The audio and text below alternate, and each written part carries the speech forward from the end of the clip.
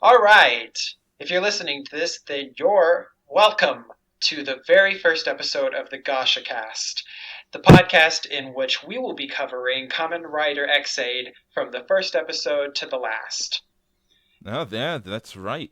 We're going to be watching all of this brand new show and taking all of it into our mind, brains, and coming out with lots of hopefully funny stuff regarding the absolute bullshit that happens in this show. Oh, geez.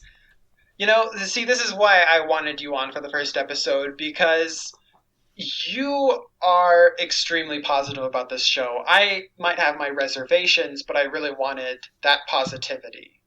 Yeah. Oh, by the way, hi. I'm Rad or Zach or Radical Apollo, and I'm the co-host of this show. It's a little weird that I'm coming on first instead of the actual host of this show, but I figure we might as well talk about who we are first.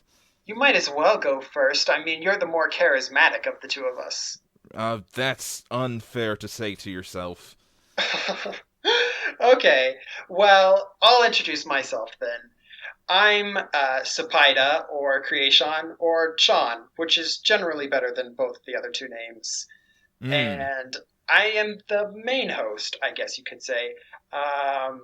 We'll definitely have other guests on besides Rad. Like, if he can't make it, I'm sorry, but I'm going to go on without you. That's rude, but alright.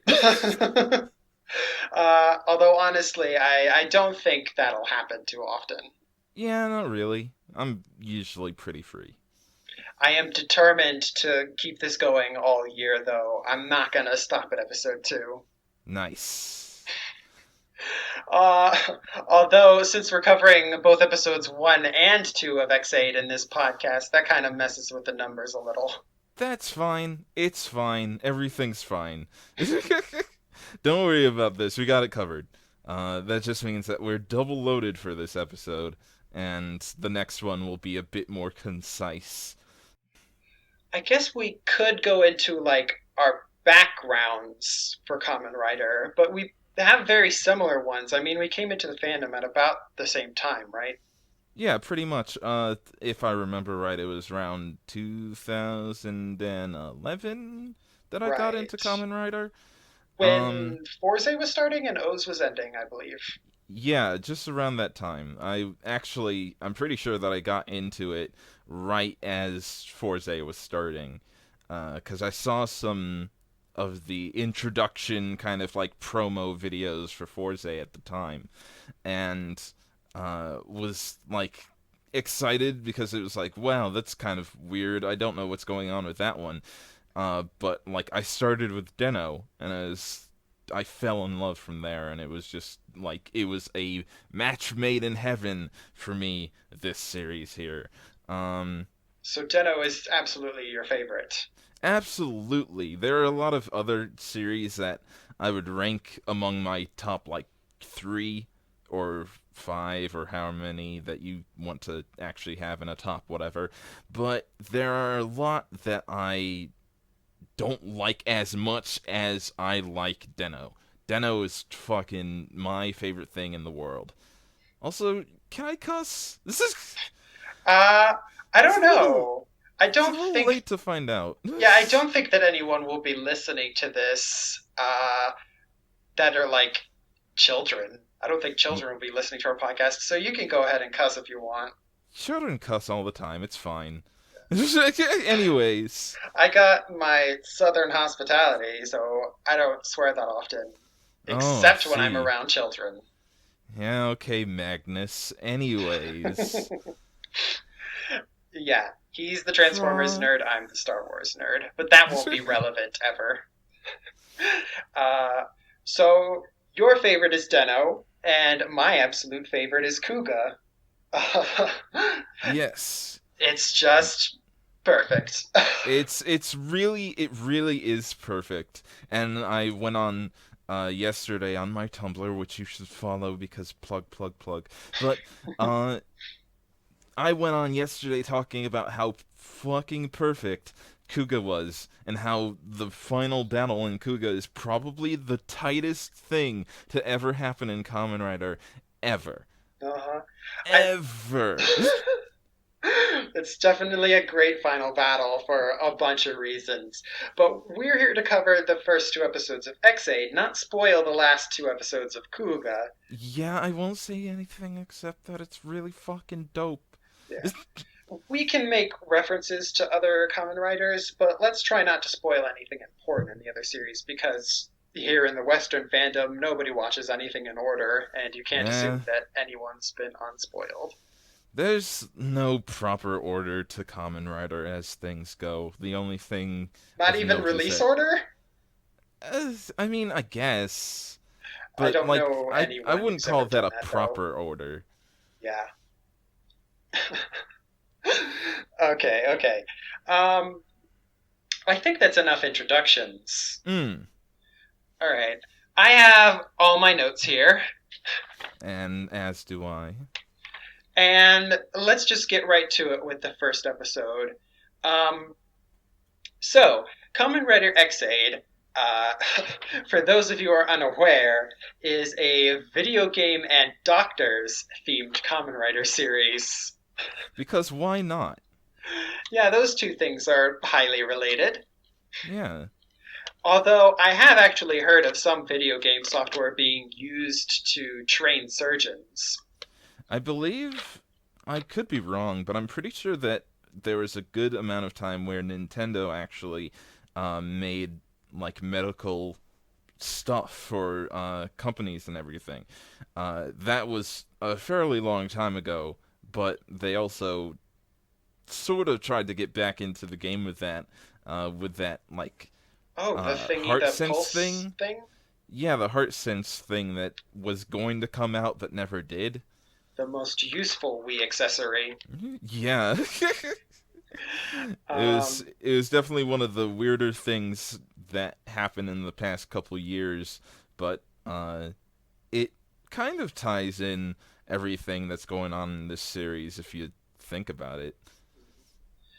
so, in this series, the main enemy are the Bugsters. Monsters, or rather a virus that creates monsters, that sort of intercept humans as a computer virus. Actually, it's a little vague. It's a little vague, but the basics of it is that they take over a human's body slowly but surely, and then basically, if they need to, they will take over the body altogether, cause mass destruction, and then make their own body appear so that they can just have their own physical shape. They like start out as like non-physical computer electro waves and everything, and then use a human's body to make themselves whole. Right. Uh, and definitely the motivations of the Bugster are, and all our bad guys, are something that I'm going to need to bring up later. Yeah, it's very mysterious what they actually want out of everything, but I guess it's to take over the world. Of course! Of course. But before we talk about our villains, we should talk about our main protagonist, Emu Hojo, who is a pediatric intern. Hmm. Do you remember the name of the hospital? Not to fucking save my life. You know what? Considering we both took notes, one of us probably should have taken notes on the name of the hospital. Maybe, but it doesn't matter. It Let's just really call it doesn't. the Kagami Hospital, because I'm pretty sure it starts with a K. So that's good enough for me. Because, spoilers, the director and the son are the Kagamis. Yeah, Uh, our friends Kagame. uh, although, our Kagamis are not much like that Kagami. Yeah, no, not yet at least. We'll have to see. Anyways, spoilers. Moving on.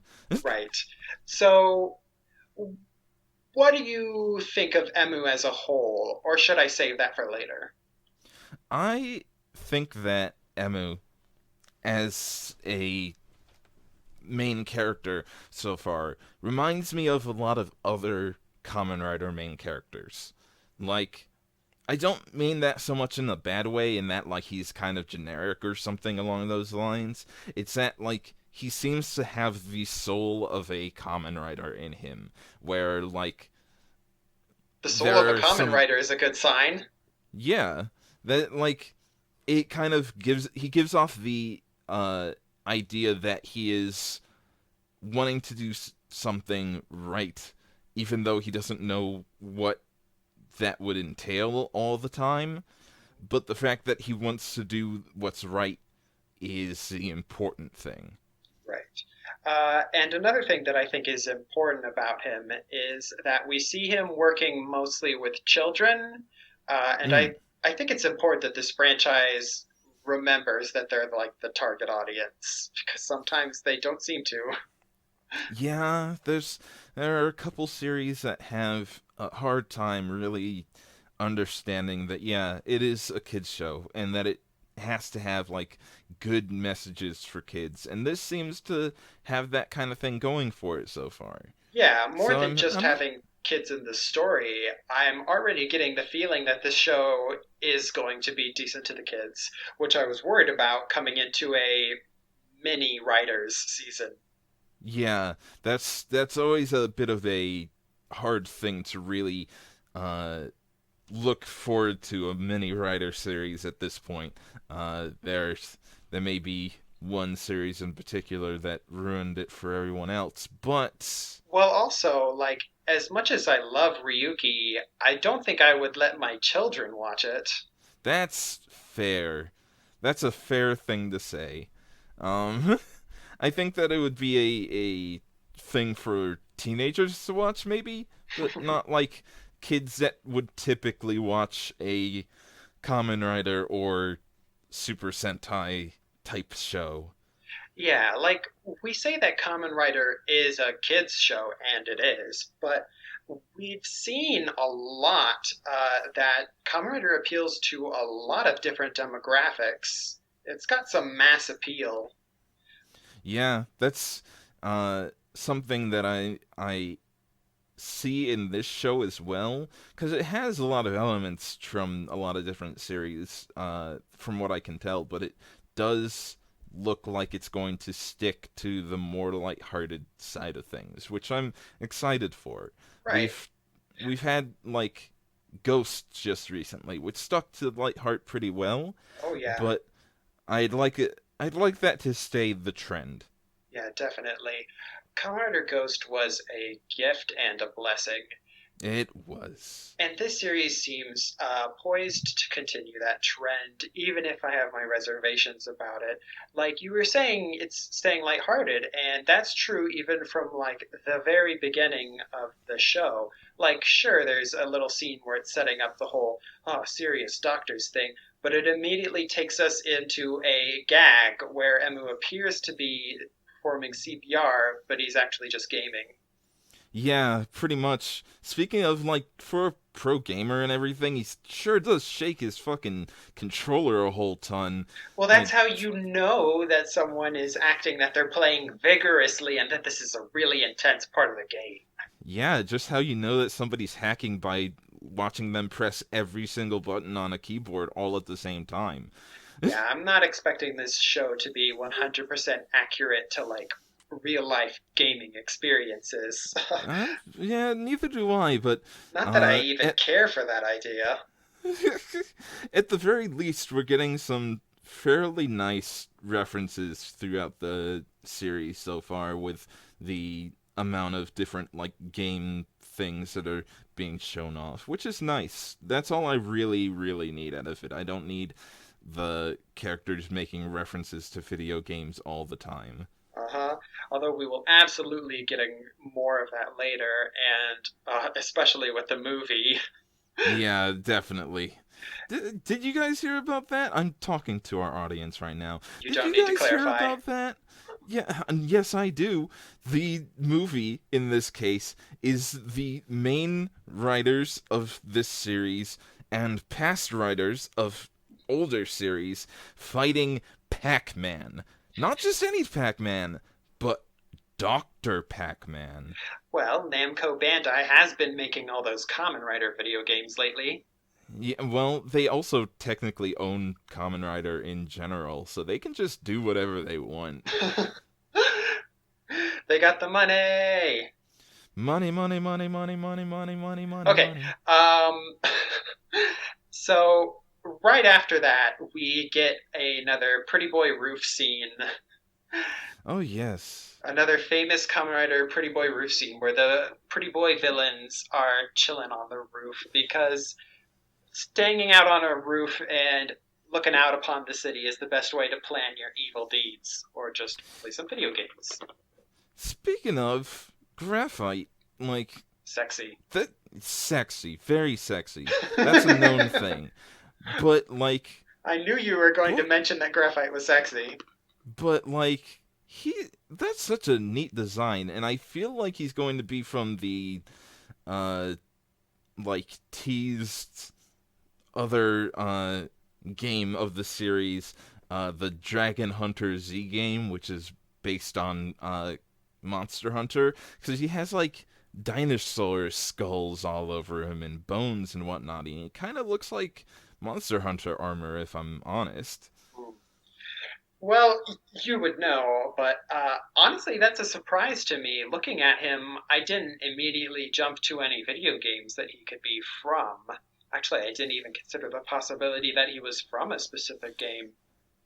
Well, I mean, all of the enemies so far seem to be from specific games, and on top of that, possibly from the games that their writers in general are fighting them on. So, Yeah, the mechanics for of that are a example, mystery. yeah, I think that we can talk about that again when we get to the monster of the week. yeah, we'll go back into that in a bit, but for the time being, let's move on to the next point. Right, okay. So, for those of you who watched the final episode of Ghost, uh, you'll notice that Graphite is wielding the same weapon as Kamen Rider Genmu.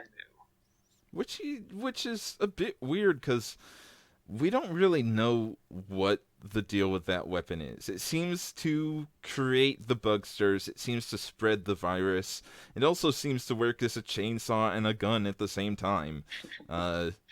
But like, it seems to be the crux of what the bugsters are all about, and we don't really know who is behind the suit of the proto Mighty Mighty Action X from the last episode of Ghost, but The Ex-aid palette swap.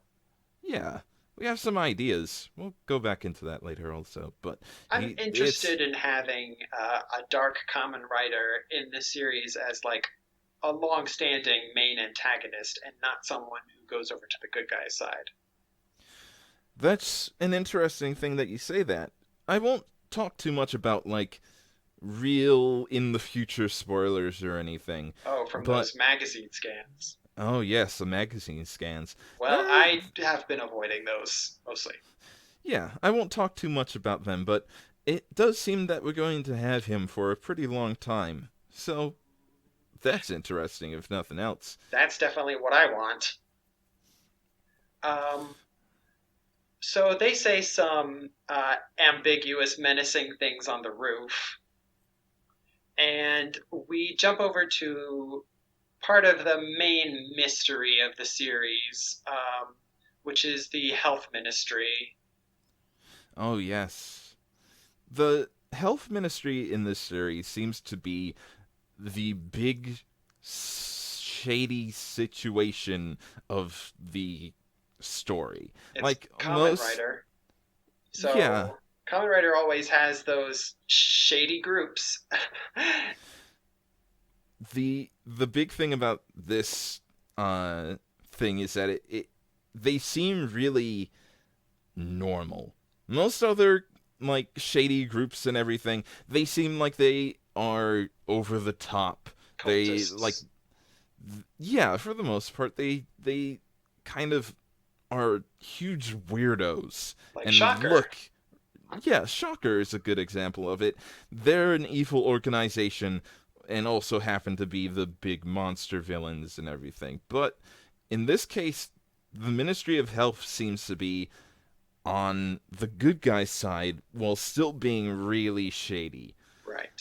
Uh, I get the feeling that the way they talk about that tragedy 5 years ago is that while they are definitely opposed to the Bugster outbreak, they probably had something to do with it happening in the first place. Oh, yeah. Uh, we don't have any proof of that yet, but gladly enough, Ex-aid, I still tend to try and go for Ex-aid for a lot of reasons, mostly video game related, but uh, Ex-aid seems to not want to blow its whole plot way at the front like some other series tend to do.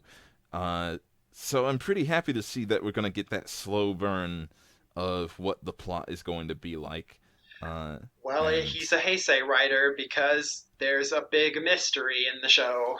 yeah, hopefully it keeps on going with that mystery until like close to the end, because there was some stuff in Ghost that like stayed until the last like 15 episodes as a mystery, and I was like really happy about that. It's good. Hmm. Well, now I'm divided on whether I want it to stick around for a long while or something. Not, I don't want like that kind of stuff to always be a mystery throughout the series, but I want Right. like there to be a mystery throughout the series, or at least a like moving mysteries, like something will get solved and then something else Right. will You come want up it to to take its develop over place. time as a Yeah, as an important part of the plot. Okay, I get that. We're united in this. we're Um, we got this kind of thing on lock. We know what each other want. so, at the Ministry of Health, they know that cases of the bugster are starting to happen now, and that they need to hurry up and get a Kamen Rider. Asuna argues that they need to recruit the mysterious genius gamer M, but is reassured that a suitable doctor is being sent already. Now, like I don't want to like throw any shade on Emu or anything, but that is probably the laziest handle for a video game player ever. Like I it's just his name but without two of the letters, and it sounds exactly the same. I It's just wonder. I M. wonder if it was even intentional. it it probably was. I don't know. He maybe he thought it was cool. He doesn't seem to have the best sense in the world. Well, he also has some mysteries about him. Yeah, he like the biggest thing is that at the very start of the episode, he seemed to have been in a mystery life-threatening accident, which probably also killed his parents because Kamen Riders aren't allowed to have parents. Right. It's not a thing that they're allowed to have And a ever. kindly doctor gave him a video game, and thus he became a gamer boy doctor. Yeah, Gamer Boy Doctor, a real live Gamer Boy. So, Emu is a bit of a klutz. A a bit is kind of saying it lightly. He Well, this is the same franchise that brought us Ryotaro. So, I mean, compared to Ryotaro, he's not that bad. That's true. Like he doesn't just kind of get destroyed in every single way anytime that he moves in any direction, but he's very clumsy. Uh but it's really charming. I've always thought that that kind of thing was a charming thing for a hero to have, is just being a fucking klutz. And like it's fun seeing him bumblefuck his way around and try and be a cool guy when if he's not gaming, he's a bit of a loser. Right. And because of his clumsiness, while chasing a disruptive patient, a child named Soda with fatigue, he accidentally runs into Asuna while she's looking for the mysterious gamer M. Coincidence. Coinkadink. It's really uh interesting because like there seems to be a really strong dynamic between a lot of the main characters in the show so far rather. Um Really? and I would think so because like Asuna, while like kind of serious on the outside and when she transforms into Poppy is a lot more bubbly and everything. Already. All it seems like she and Emu are a lot alike when she's not being Poppy.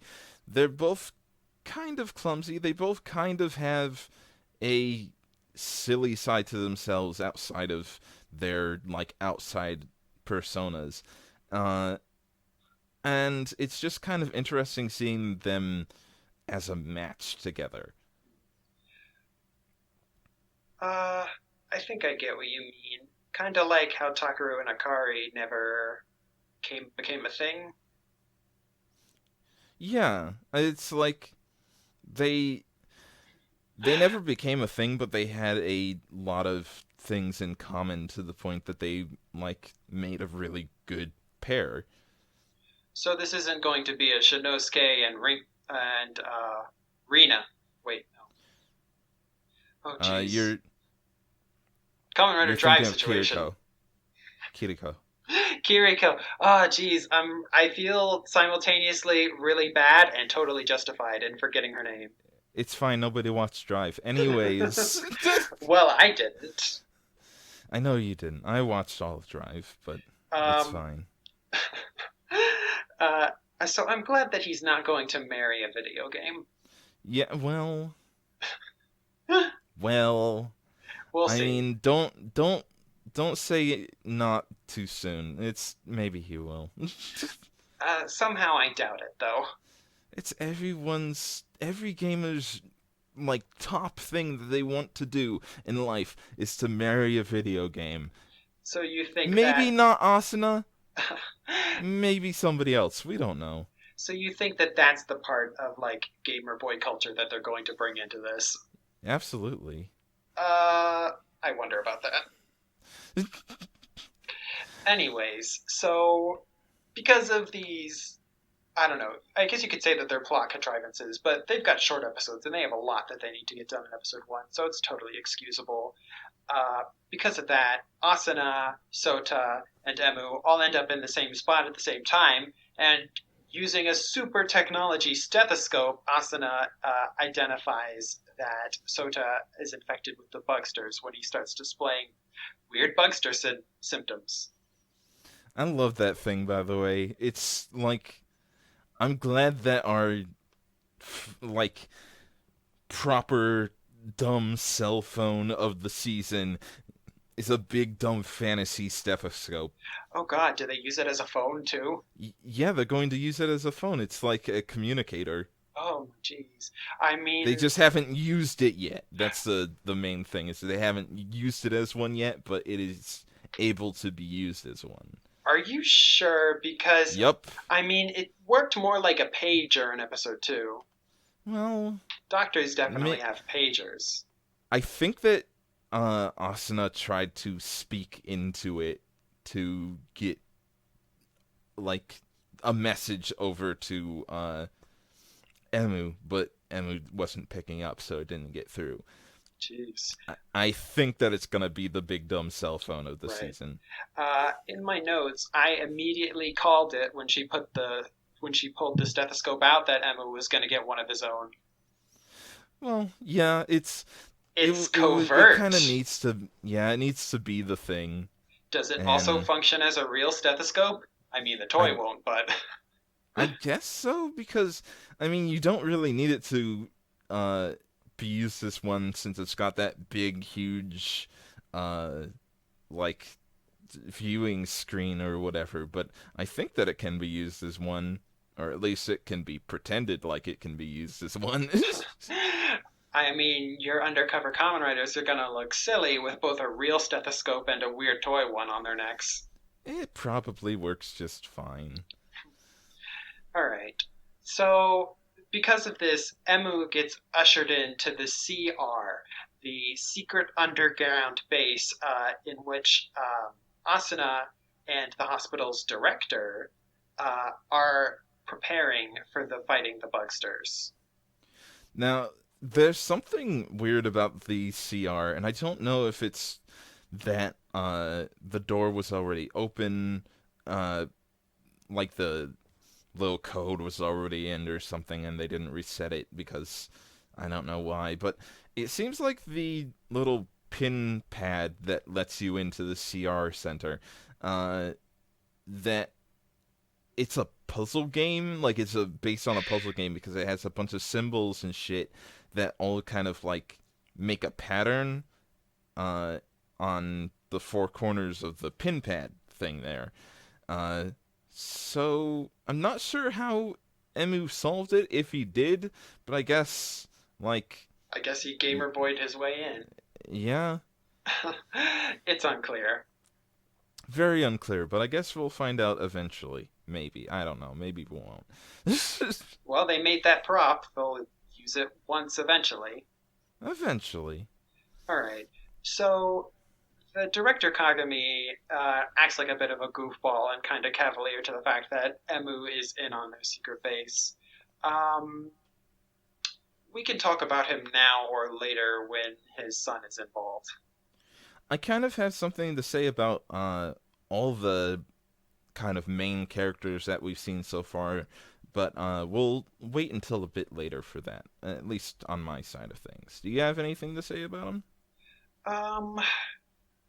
Just that while we've kind of had this goofy older dude archetype in the past couple of years, so far I find him less annoying than the other ones were.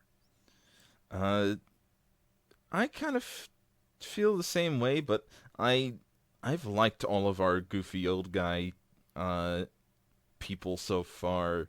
It's like there hasn't really been a miss for me. Although, now that I think about it, there have been goofy old people in Kamen Rider for a long time, and I just haven't been thinking it through. Yeah, well, we had a bit of a break for a little bit. Like, we didn't really have one in well, no, we did in fact have one in Wizard. But we didn't have one really in Gaim or Forze, for that matter. We kind of had one in Gaim in not Goto. Look, he runs the bar where all the Kamen Riders hang out, so he counts. I guess, but he wasn't that old. He's more of just like a goofy adult. So, not counting... See, I don't know... We can kind of count Kabuto because he's constantly referring to his elderly mentor, but we never meet her. Yeah, I wouldn't count that.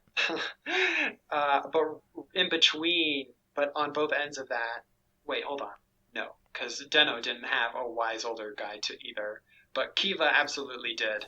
Deno absolutely did, actually, because of the owner. Oh, owner.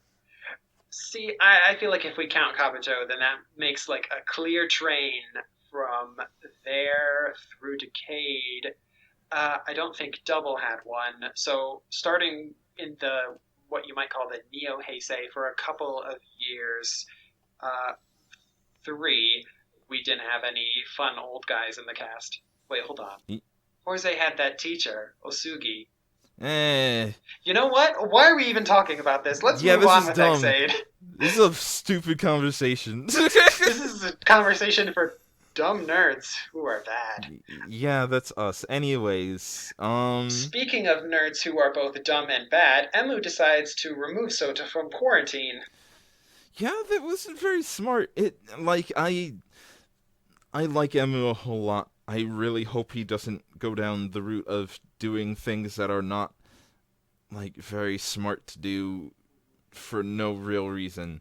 It's like, I kind of understand why he would want to do it, and technically, as of episode 2, he wasn't wrong in Yeah, he his kind of gets vindicated for because his reasoning was correct. He just didn't fully understand the situation, and he did have like it is part of his whole like a doctor philosophy of prioritizing the like patient's needs and desires over like medical procedure. mm, So like it all makes sense, but it was still a dumb thing for him to do. yeah, it was hopefully he gets a bit more under control of all of that, but it should be fine. It Right. should be fine from now on. And But now yeah, we wholly leave the world of doctors and go into the world of gaming. where the leader, like the main guy, I think his name is Dan, something Dan, the president of the Genem uh, company, who make a bunch of different video games, including all of the titles that are seen within the series Right. as the transformation devices. Because being video game creators gives you the technology to also create superheroes if you're in bed with the Ministry of Health. I guess so. But the main thing that we see here is that for some reason he has spent the last 5 years making a very simple 3DS game, and it comes a bit too close to home that The game he consoles has. in this show are absolutely 3DSs without one screen. So, well, DSs without one screen. Like, they look definitely like they're big old Game and Watches. Pretty much. They also have like kind of shit graphics. Well, they need to focus their budget on the Kamen Rider fighting graphics over the video game graphics in this. It took 5 years. Look. Uh, um, when we look at Mighty Action X, we can clearly see its platformer inspirations coming from such real world examples as Mario, Kirby, and Sonic the Hedgehog. And those are games that really don't require the best graphics. They don't, but it was still bad looking. I It don't it doesn't need. know. It definitely looked like an original DS game. Sure, it's not a modern game, but it looks good. I mean, it doesn't look bad. You can actually download. Well, you can't download it, but you can apparently download the game Mighty Action X on the 3DS eShop right now. I think if you get the Kamen Rider, all Kamen Rider Revolution game that came out, the like side-scrolling beat 'em up game. Dan, that is some good and sensible marketing. It is. I think that if you also get the big box set with it, you get an original like Gashat with it. Oh, what kind of gashat?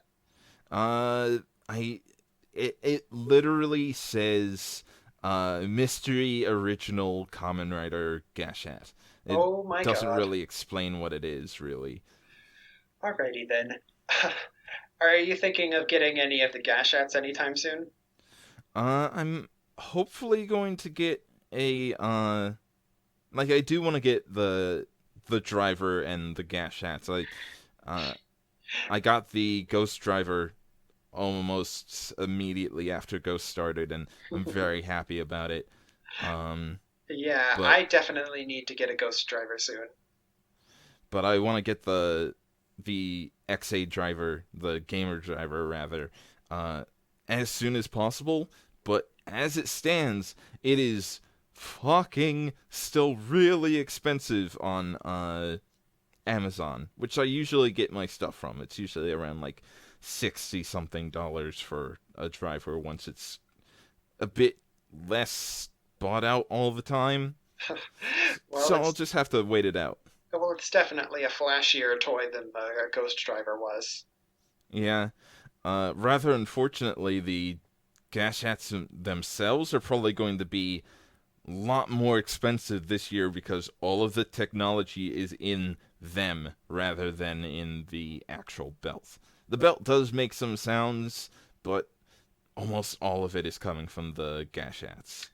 Which is certainly good for those of us who don't want the belt getting hacked and all of the gash-out noises being exposed right away. Yeah, that's true enough. Um, Somehow people are still getting their hands on it early, but it's I'll take that over getting the entire series spoiled for me. When I was watching it earlier with a friend, we speculated that Mighty Action X could be a sequel game to an already well known franchise, considering how much attention is being drawn to it. Well, actually, it's kind of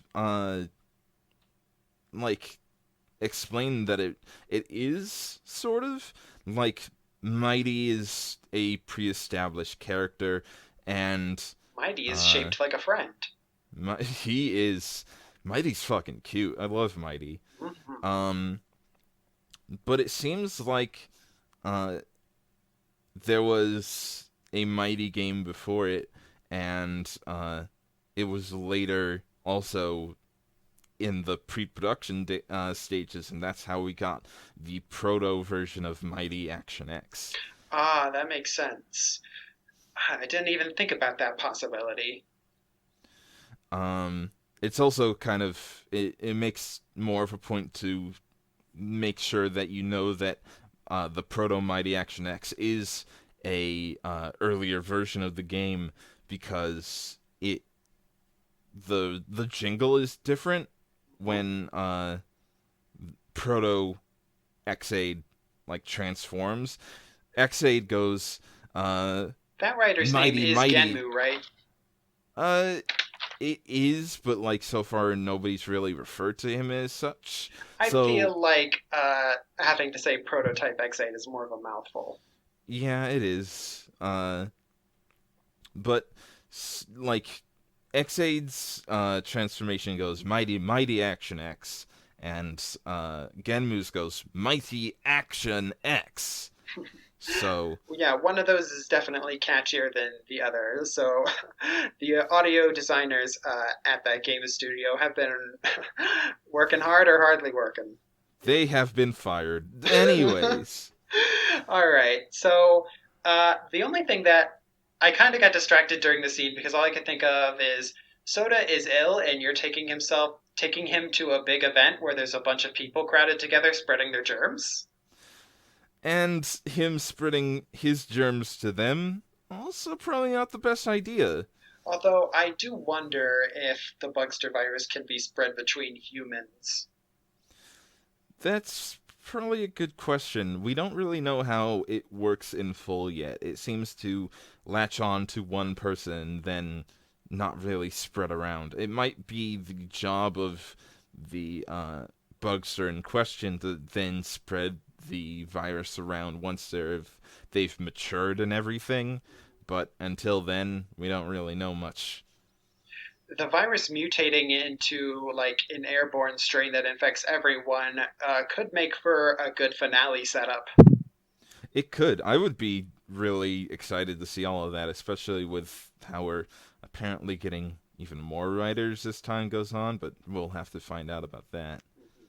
So, Mighty Action X was suspiciously beginning development at around the same time as the mysterious tragedy, and uh, we have already seen at this point the gasha that Asuna was carrying was of that game. So, at the event, when Asuna tries to take Soda back, he freaks out and exacerbates his infection, uh, exploding him into a big old monster. Now, this was something that I wanted to bring up is that, like, so far it seems like the monsters are based on possibly real diseases and viruses and whatnot. Um, Oh, I mean, absolutely. The shape that the stage one virus takes in episode two is absolutely like a virus shape. Yeah, it's the monster in part two. Well, not part two. Episode two is based on uh, bacteriophage, or I think that it's Yeah. bacteriophage or Oh, that sounds better. bacteriophage. Yeah, probably Bacteriophage. bacteriophage. Although the the one in the first episode, I can't seem to place what it could possibly be. I didn't think that. It looked just like a big old monster to me. It might actually be a either just a general virus cell, being that it's a large center body, like a large round center body with stems sticking out and kind of rounder bits at the end of them. Well, that makes Uh, sense for the first episode. or it could be uh, supposed to be more of like a cold or flu virus, which basically looks exactly the same, but that might just be narrowing it down. We don't know. All right. Um, so the monster disrupts the event, and a bunch of people see it. And in the next episode, the health ministry puts out like a throwaway line that the information is being suppressed. Yeah, it's a bit weird that we're in a situation again where The the superpower of corporations to just hand wave away public knowledge. yeah, that's kind of happened a couple times already now in some Kamen Rider series, and it's like there's like at this day and age, at this point, there is no way that you are so powerful that you can just not show any of that to anybody. Like, there's no way you can take down everything Right. that is about that. There is somebody that fucking uploaded all of that onto fucking Twitter already, and like that shit is out. People know. Yeah, and while the health ministry is out there spending billions of dollars on that, Emu and Asuna, I mean, are just not trying at all to keep it a secret. Yeah, that like I mean, you can't really blame them for it, as they can't really go around and try and quell every situation. Just make it all go away while they're fighting the monsters at the same time. Like the bugs just don't give a fuck who sees them. They're just doing whatever they want to do. Right. Uh, Um, Although I like that our heroes don't care about that, because trying to suppress information about a potentially fatal disease is kind of stupid and not morally right of the health ministry. yeah, it's like I don't really understand why they're doing it in the first place. I mean, you'd kind of want people to know that there is a virus going around that could possibly turn you into a giant freaking monster. That's kind of to know information. You need to know that kind of stuff. Right. Uh, Without to that, I get wouldn't have cause to think that they're shady. yeah, and as things go, I think they might just want to be saving their ass from being shown up by these monsters in the first place. Um, so Asuna can't become a common writer for whatever reason. She's a game, not a gamer. Uh, and Emu just freaking takes it when he finds out that he can save Soda with it. So he magically transforms. Wait, what am I saying? Well, he transforms using the power of You're not Mighty Action wrong. X. Well, it's not like he reads the manual, anyways. But the transformation for the Kamen Riders in this series are it's really something to look at because they go through a whole bunch of stuff to actually transform. The first thing that happens is that they start everything up and a big title screen of their game comes up and items and everything fly all around the field that they're fighting in. Uh, Right. Ending with like a The character kind select of screen? the character select string coming up in like a spread of the field, kind of turning into a pixelated space and back to normal a Right. second later. It's very Although, nice looking. considering that Emu only has the Mighty Action X Gasha, what would happen if he tried to pick any of the other characters is beyond me. I think it just straight up doesn't work. It's like, sort of like if you try to Here's pick a the character different select character. screen. You can only pick one, though. It's like if everybody else on the character select screen is like blocked out because the demo version or something. That's kind of how that works. Although some of them are more blocked out than others with those mystery signs. Yeah, those characters aren't done yet. Don't worry about them. We'll add them in later. There will be a patch. They're DLC. Oh, jeez. But If you want a female Kamen Rider in your show, download this DLC from our website and she'll be edited into the episode in the background. let's hope that happens very What? soon. What? No! I was making up a bad thing! No, I know, but I mean like the actual real thing of having a female Kamen Rider in this series. I hope that happens real soon. Right. Until then, um, we get to see a pretty cool visual all around through the like beginnings of the transformation. So that Uh, was really nice to see. Another super interesting thing that happens as he transforms is that his personality appears to completely shift from the goofy Dr. Emu to this confident gamer boy M. Were you gonna say suave? I wouldn't say suave. No, I was not going to say suave. Well, I absolutely either was not even thinking of saying that. either way, uh, it's one of the things in the series so far that I like a whole ton. The kind of shift that he has when he's about to transform, because it's interesting seeing how much fun he actually has with being I was about to say being a transformer, with being a Kamen Rider. Like, Well, he does have an alternate mode. yeah, he does. That's not wrong. Uh, it's Which, probably outside of Kamen Rider Kabuto, this is the only time that they've done this, like, main two modes system, have they? yeah. That's pretty true. And on top of that, it's like there's a lot of things that happen in the transformation uh the Kamen Riders that is kind of callbacky to other things, like the big like rectangle thing in front of you that you run towards to transform into the second level is kind of like with Blade. The actual two-step transformation is like Kabuto. The big kind of graphic transformation thing is kind of like nothing else really.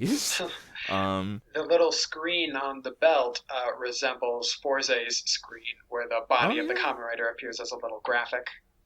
yeah, that's definitely true there. The only thing that I don't like about the belt is the way that the game cartridges are turned is at a totally different angle than on video game consoles, so you can't see the front of the game. That's true. The like really my main thing is that it looks like it's uncomfortable to wear as fuck. Like The belt. like the belt, but not so much the belt itself as much as the belt when it has a Gashad in it. Like it looks like it'd be a cumbersome fucking thing to even pretend to wear. Poking you in the tummy. Yeah. Well, that's fine when you're wearing Kamen Rider armor. It is. They'll probably be fine about it, but some of the things that we see in the toy catalog will probably make it even worse. Don't worry about that for now, though. Alright, instead let's turn our attention to how Kamen Rider Ex-aid looks. Do you want to start us off? He looks really fucking silly. At least at the first stage. I mean, the second stage isn't much better, but the first stage, he's a little fucking gremlin rider. He's big, but he looks tiny. He has a really squat size to him. He's kind of like really stocky looking, and it has a giant head. Right. Uh, And I think that the main inspirations for this are for like in Mario, how he gets the mushroom and doubles in size, um, and has that complete change in proportions, and RPGs where when you go to the overworld, you have a totally different like chibi sprite. yeah, that's. I was thinking about that kind of thing for a while now, and yeah, that kind of it has that effect to it to make you think that's how it's going to be throughout the whole thing. Is that it looks like it's a chibi sprite that goes into being a much bigger sprite when he transforms into the level 2 form.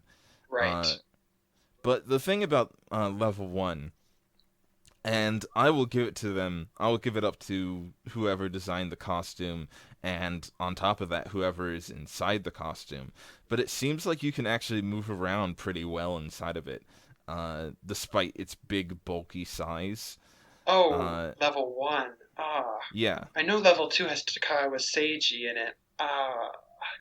I looked up who was in level one. It's a different person, but I don't recall who just yet. But a lot of the action that happened, and Takawa Seiji granted, is too old now to get in that cramped get up. yeah. Uh, to be fair, the a lot of the action was kind of CGI'd in during the level 1 fight, because a lot of it was just flying the fuck around, which you can't really do in real life. But the in-suit actual live action uh, was really well done with the level 1 suit. It seemed like it could move around pretty well, Yeah. and uh, like you could do like cartwheels in it, which was a lot more than I thought that you could actually do. You see, this is during the CG part. I like how they blended the live action and the CG, but during the CG part, you see him do a spin dash. Oh yeah, the world's slowest spin dash. It was more like when you try and do a spin dash but fuck up, and it's just kind of like roll back into place a little bit. Right. So the design, obviously, I feel like it takes the in-game Mighty takes most of his look from Kirby, but Ex-aid himself looks more like a fusion of Mario and Sonic with the spines and stuff. Yeah, a little bit. I'd say that This mysterious that's baby was picked up during the Winter Games. um, but the main thing with the suit and the transformation in general is that it does, in fact, have two parts. Um, the second part is to dai henshin Oh into yeah, I'm getting uh, Kuga the flashbacks. into the second form, the level 2. And the level 2 is probably my favorite, like, of the all the forms look about the same but have uh like different elements to them that a lot of Kamen Riders have done recently. It's probably my favorite one. Like Ghosts was really good, but you could tell that most of the costumes were basically just recolors between the writers. The the main thing with all of these guys is that like the head sculpt is way different. A lot of the uh, details on the suits are way different, and it leads to all of the writers having a much different silhouette between all of them.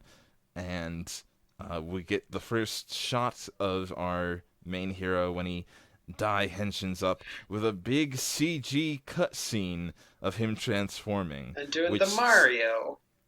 yeah, shake your something from side to side. No, Come not on, that let's go. Mario. The pose he does when he jumps. Oh yeah, that one.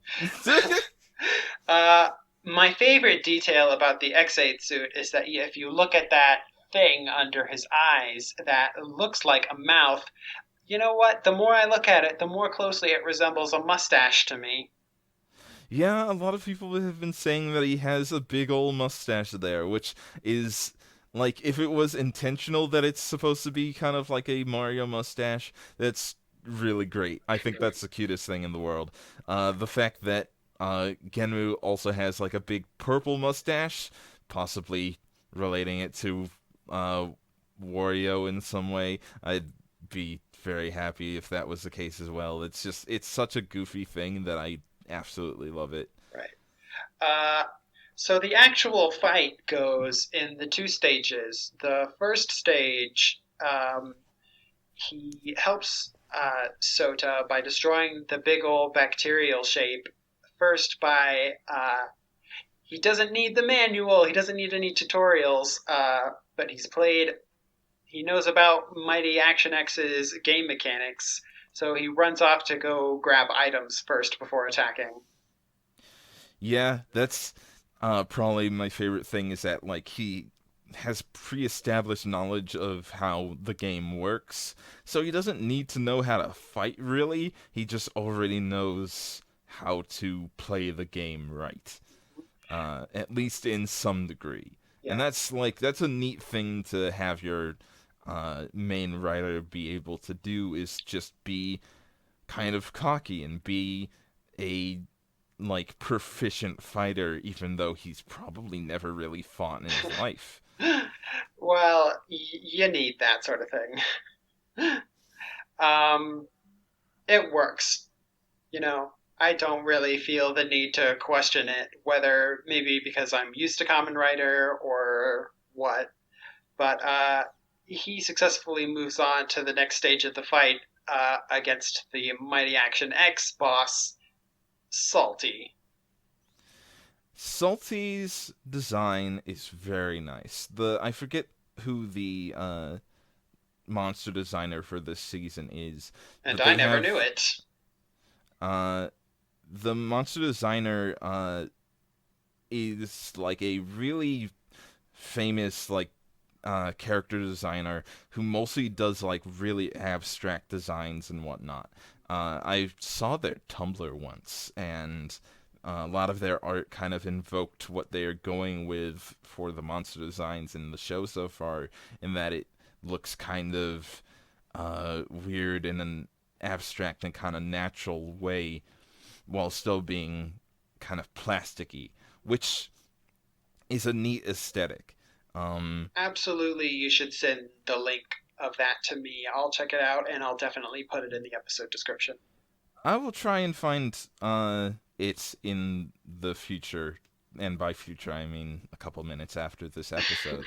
But in general, Salty's design is fantastic. It kind of looks like I forget his name, but I think it's Duo from Mega Man 8. If it's not 8, then it's Do you mean the guy Ga- with the one big arm? yeah, the one big arm guy. Yeah, that guy's from 8. Yeah, he kind of looks like Duo. His art from the Mighty Action X poster even looks like a pose that Duo was doing in that game for one of the promotional art. Huh. The thing is that I I like his design a whole lot, but when you look at his like crotchal region, he looks like he has a big Uh... dumb diaper on, and I hate him because of that. Oh, I didn't even notice. I just saw that he kind of like had like a pixely collar and was kind of cubic. Yeah, look at his dick again, and you'll see No, that he has a look at his dick I won't again, look at his dick Sean, again. and look at his dick Ever. again, and you'll find out that he has a big dumb diaper on, and I hate him. So Now all of our millions of fans know that you want me to look at dicks. yeah, well, Sorry. the thing is that sometimes you gotta look at a dick to know what you need to do to To run the a dick? podcast right. Well, yeah, also that. Never mind, never mind. Let's move on. We've earned our Okay. explicit tag. What? We're not gonna get an explicit tag. What? We probably are. Yes. Don't kid yourself. It's fine. Don't worry about it. All right, so Emu blows on the cartridge and finishes Salty off in no time. Which which was like probably one of my favorite rider kicks of the series because like fuck, it was just so cool. It kind of resembled a one of the spam move finishers from King of Fighters, which is one of my favorite fighting games ever made. Even though I can't play it for shit because the like actual inputs are fucking rough. Have you ever tried to do a pretzel motion? It's bad. It's fucking rough. No, I haven't had to, I think. It's fucking rough, but it's Look, still a man, really good game. don't even try me. I sometimes struggle to pull off quarter circles, so don't fight me. I'll lose. You poor soul. It's okay. I can be fighting game proficient for both of us. You'll play both of our spots in the tournament. Yeah, I'll lose both of them, but I'll do it. Okay, okay.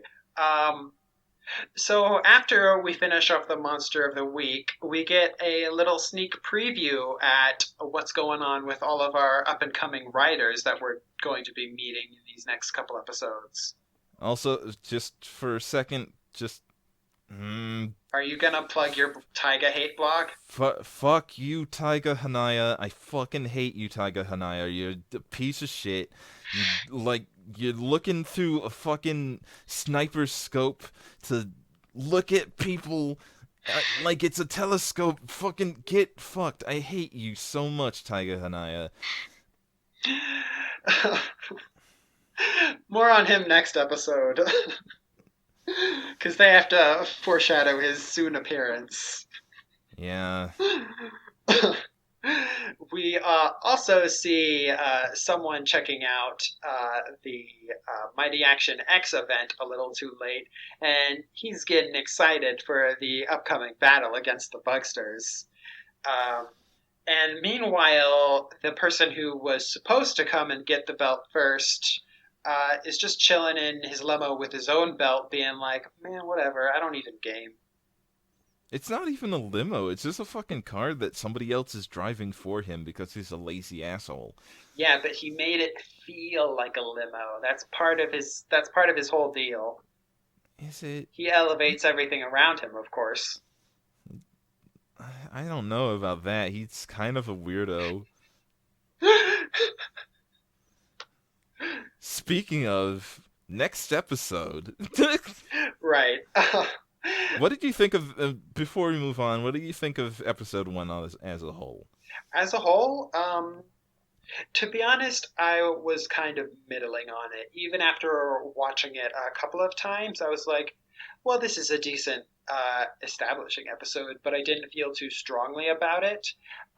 Now that I am seeing it with episode two, I'm looking a lot more favorably on both of them in like establishing Emu's character and the setting and everything. Like it's doing a really good job. Yeah, the first episode had a lot of things going on with it that I was very happy about. All of the visuals in the series so far have been very, very good, and I thought that the fight scenes from episode 1 were some of the best that we've had in a while now. Just because I thought, like, the mooks of the series, which are weird fucking chicken Cubert heads, like, I thought that they were just really cute and had a really good gimmick going with them, with their movements and everything. And their And costume play. yeah, that's gonna be a really fun thing to see them expand on more as we go forward. But um, Viruses with cosplay power. that's probably like the best thing to do because like they gotta be in costume for whatever game they're in. Even though that doesn't make any sense. I mean, It's are the mid bosses just cosplayers really getting into the roleplay of it too? well, no, I mean like the the way that it's probably going is that like they have all the games are like sort of connected, so all the mooks are just kind of there as window dressing. So for fucking Tattle Quest, the Dark Souls enemies that you'd be fighting are just the mooks from Mighty Action X, just dressed up different. Hmm. Well, I don't know about that. That's probably not how it actually works, but that's like the idea behind it, I guess. They have to be dressed for the occasion. Okay. Um, and before we move on to episode two, you forgot about the most dramatic cliffhanger of all. Poppy Peepo Popolacroy, uh, Papadopoulos, uh, makes her dramatic appearance, uh, or reappearance, as Asuna transforms into a Vocaloid thing. I'm as much as you weren't too much of a fan of that. I'm very happy about Poppy. It's like until Poppy is shown to be like not in control of herself in some type of way, I am very happy with Poppy and Asuna being how they are. I think that it's just like the cutest thing, and I think that it's really fun. Um, well, I didn't like it as a way to end the first episode, but I appreciated that she wasn't like immediately all poppy all the time in episode two, and that she was still Asuna, and that she was still doing serious things in episode two. I didn't mind it, although I am a little confused as to why we need to have this double character, like if Akari and Urisen were one being. Well, that's partly something that I'm going to bring up in a bit. That's sort of like what I was talking about with the director before. Uh, This. Basically, I might as well bring it up now, Okay. since it's a point of contention, I suppose. Um, it is interesting so far that almost all of the characters, all of the main characters that we've seen, have a dual personality in some way. Huh. We have Emu, who is usually really clumsy, but when put into the zone, is like really dependable, can fight like nothing else, and has a lot up his sleeve when it comes to a lot of things like this. There's Asuna, who, when transformed into Poppy, is a bright, bubbly, like cartoon character, but when she's not, she's kind of just a normal person. She Well, I is mean, fairly serious. she's not a person. She's Poppy first and Asuna second, as far as we know. I don't feel like that's true. I feel like she is both Asuna and Poppy, I but mean, that's fair, but I definitely feel like her dialogue suggests that Asuna is sort of like a front. hmm, it it's hard to say because even when in the secret base, when it was nobody but them around, when she was Asuna, she wanted to be seen as Asuna, which I feel is a, even if it's not a 100% uh, authentic kind of uh, character flip thing, as long, even if it's not as good as Emu's in this case, I feel like it's still there and it's still going to be a pretty important thing. Um, a Another thing is the director flipping between being deadly serious and just kind of dinging into a more goofy personality every now and then. Well, it seems like he's actually a goofy guy that doesn't know how to be serious, and whenever someone like Asuna reminds him that he needs to be being serious, he's like, "Oh, right, gotta put my game face on. I'm serious." But it also seems like he will be really serious in situations where he doesn't need to be and will just flip back into being a silly person when Poppy, or Asuna in some cases, reminds him that something just kind of isn't as serious as it needs to be.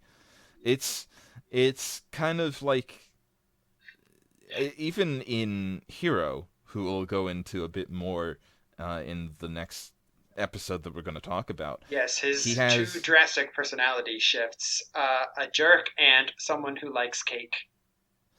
I think that it's more than that. He is a huge jerk and everything, but he has another side of his personality which probably comes out in that. Uh, I had been talking to a couple of people that the two of us know fairly well. A Tumblr user named Apple, in this case, Mighty Apple X. Um, I was talking to her and a couple other people, and uh, it kind of came up that he is showing that he trusts Emu by putting him into situations where only he can really save a patient if something goes wrong. If Well, something goes wrong, only he can be the one to save them. Because like he will put himself in the way of a patient when Hero feels like he has to do everything himself. I don't know about that, but we definitely have time to discuss that more as we cover the rest of the episode. Um, I still think he's just kind of a jerk so far.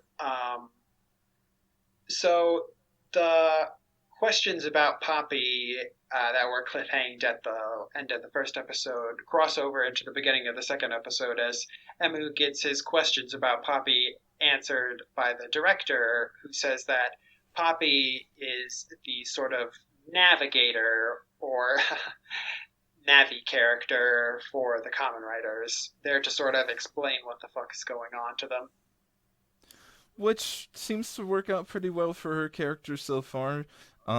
Like it's good to have a navigator character that is a person. As far as like as much as like she is, yeah, a video game character, she is also seeming to have her own personality and have like her own like will and everything. So as far as I'm concerned, she's still a person. So like we don't really know what her physiology is yet. For all we know, she might have been a living like human person before and got transferred into being a video game character through some accident. We don't know. That'd probably be a pretty interesting character shift for her, but I'd be interested to find out what actually happened. Sounds Um, familiar. it does, but you know, it's we are fine with familiarness. This, at least I am. Hey, I won't fight you on the fact that she is a person and a character in her own right. I mean, she absolutely is, and I wouldn't hold the fact that she is an AI against her. Mm. Like, she's definitely closer to Akari than she is to Urisen. Uh, I'm not calling her less than human. But it's pretty interesting to have a navigator like her, and hopefully, she will have a bit more to do in the series than Urisen did, because eventually Urisen just became the lazy cat of the series, and well, we found out that that was a lot more literal than a lot of people thought it was. Shh. The best plot twist. Um, so Hiro shows up and immediately establishes to Emu that he believes he is the only Kamen Rider needed and that he doesn't really need Emu around helping him or whatever. Um, and we cut pretty much straight from that to another Pretty Boy roof time. Uh, Yeah, I'm fine with the location of all these monsters being on the roof and everything this year. uh-huh. So, Graphite, who last episode implied that he was the one who infected Soda, uh, just sort of randomly shoots some infection out from the roof. Which, why he can't do that all the time, I don't know. But we get the name of his Pretty Boy Roof Time titular Pretty Boy, whose name is Pallid. Pallid seems to be uh, a weird character so far because we don't really know why he is presenting as human. We don't really know what his deal is in general. He just seems to be wanting to take over the world. And As far as we know, he is human. He just wants to yeah, play the game with the bugsters. for all we know, he could just be human, which would be interesting. I would be really down for a just straight up evil aligned human in this series that wanted nothing more to just than to just be chaotic evil. He's a part of the Pretty Boy Roof Time, so he could be the evil mirror opposite to Alan. He he could. I don't really want him to play the Alan role in this case, but But uh, evil.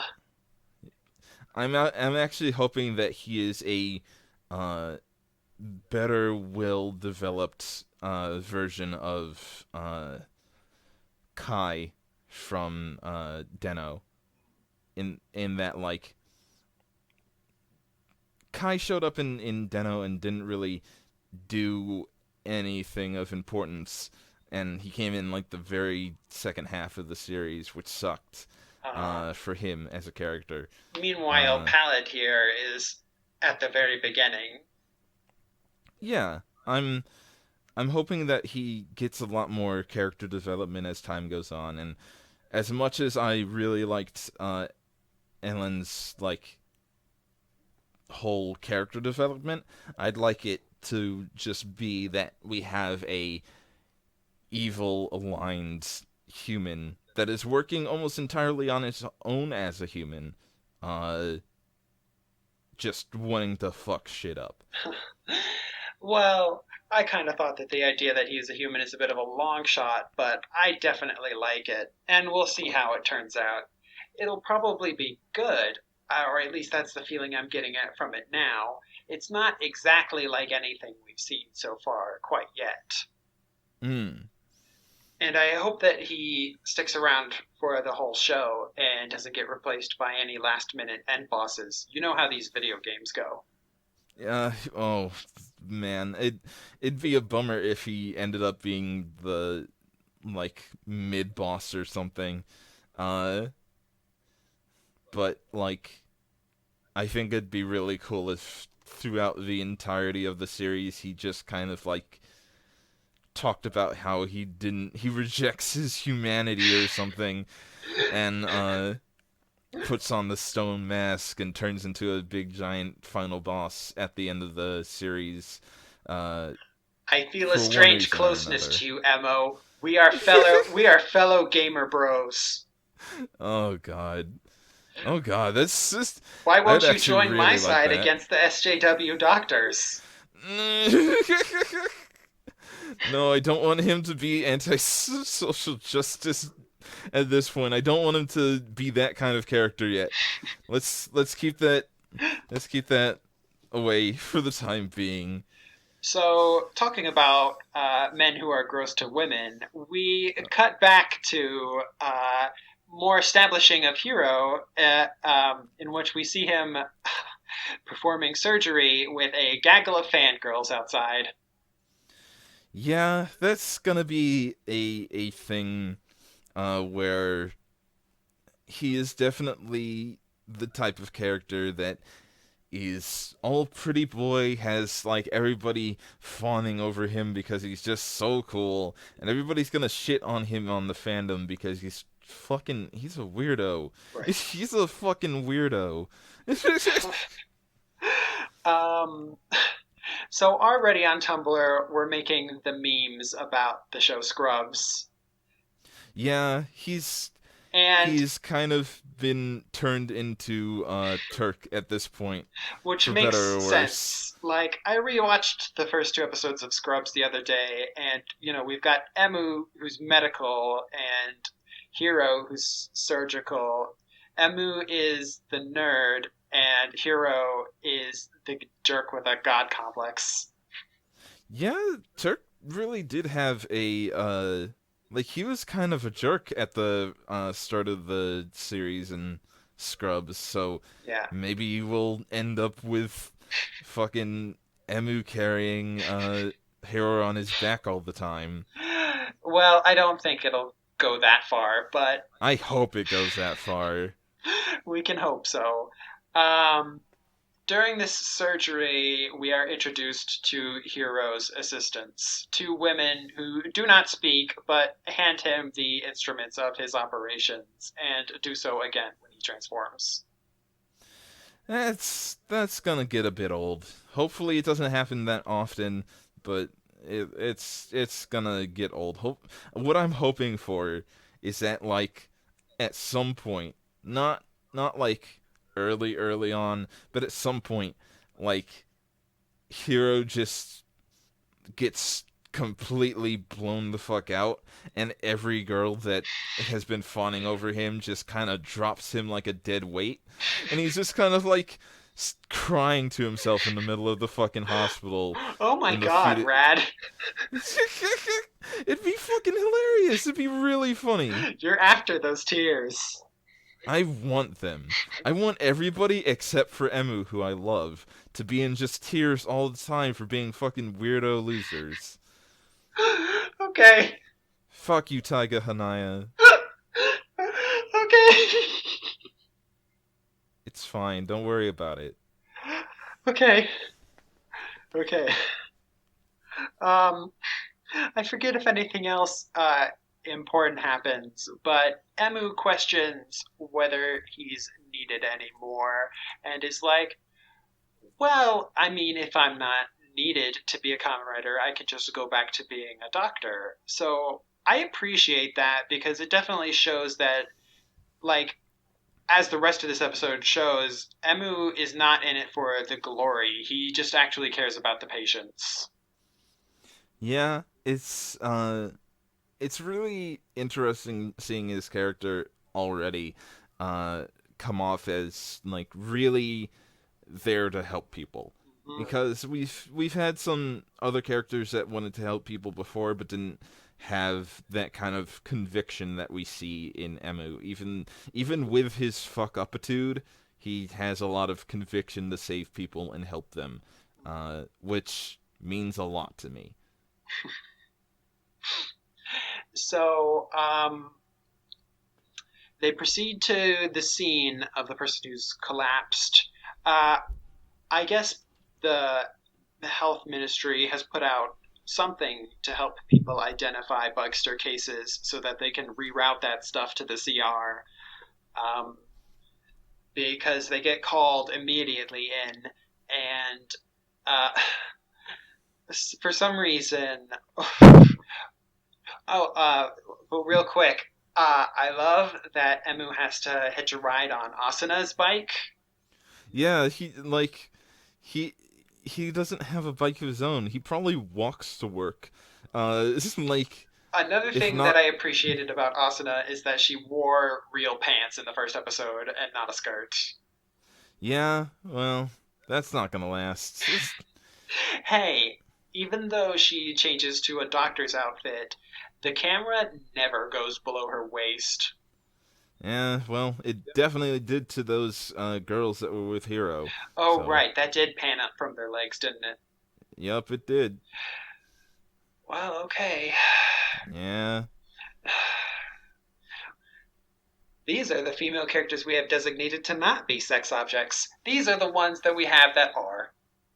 it's it. I was gonna say it's gonna be fine, but it's gonna be Kamen Rider and it's gonna do that thing. Yeah, So we're gonna have to, unfortunately, grin and bear it again for yeah. another year because that's just kind of how things go with Honestly, if just like how it gets in the first two episodes is as bad as it gets, uh, when it comes to treating women well, it already breaks into the top 10. I I guess so, but it's mostly just because it hasn't done anything that is Bad. outrageously bad yet. We're not exactly in Gaim territory where a character is just a actual MacGuffin, but Throw in a couple of scenes of girls trying to use belts and being rejected, and a couple more women as objects scenes, and then we can start really getting into it. But for now, it hasn't done anything bad enough, I guess, to warrant serious punishment. Yeah. Uh, that being said, How the fuck am I going to punish it? I don't know. I'm not watching it anymore, I guess. Uh, I already swore when I started this podcast that I was going to see it through to the end, even if it somehow became worse than Gaiman Drive put together, which I absolutely believe is not going to happen. Yeah, that's not gonna happen. I feel like things are going to end up fairly well. Um, but the thing is that it is really refreshing to see a main character be so upfront about how they want to help people. Okay. I don't understand how we circled back around to that, Because but that's where we started at, and then we stopped talking about it there. And oh, yeah, that's because I was putting it aside because I was gonna bring it back at the end of the episode. oh, okay. Well, either way, move on. Okay. So heroes like move out of the way, and I'm in charge now, and it gets straight into doing everything. Uh, he transforms into stage one, and somehow his serious personality makes stage one look even goofier. It, And Emu tries to join into the fight, immediately ranking up to level two. And Asuna explains the purpose of level one. which I'm very happy about because, like, I was worried that we would just kind of drop level 1 at some point because, well, we still might. But, like, I thought that we would drop it fairly early on because we didn't really need to have it around. But, like, I there's a don't actual. know if I'm confident that they're not going to drop it. I Well, am. they might not drop it right away. Is the thing. They might, like, not Okay, use it all the fine. time. They might need to hurry it up a bit as we get towards the mid-season, but I think that it's going to stick around for a while.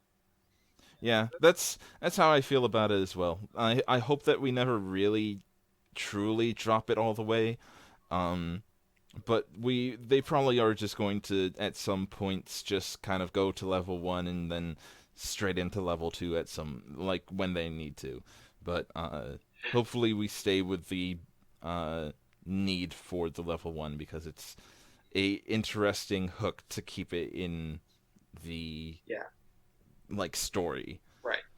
Um, I really loved that scene with Emu doing the Daihenshin and Asuna running up and having to pull the belt lever back forcibly for him.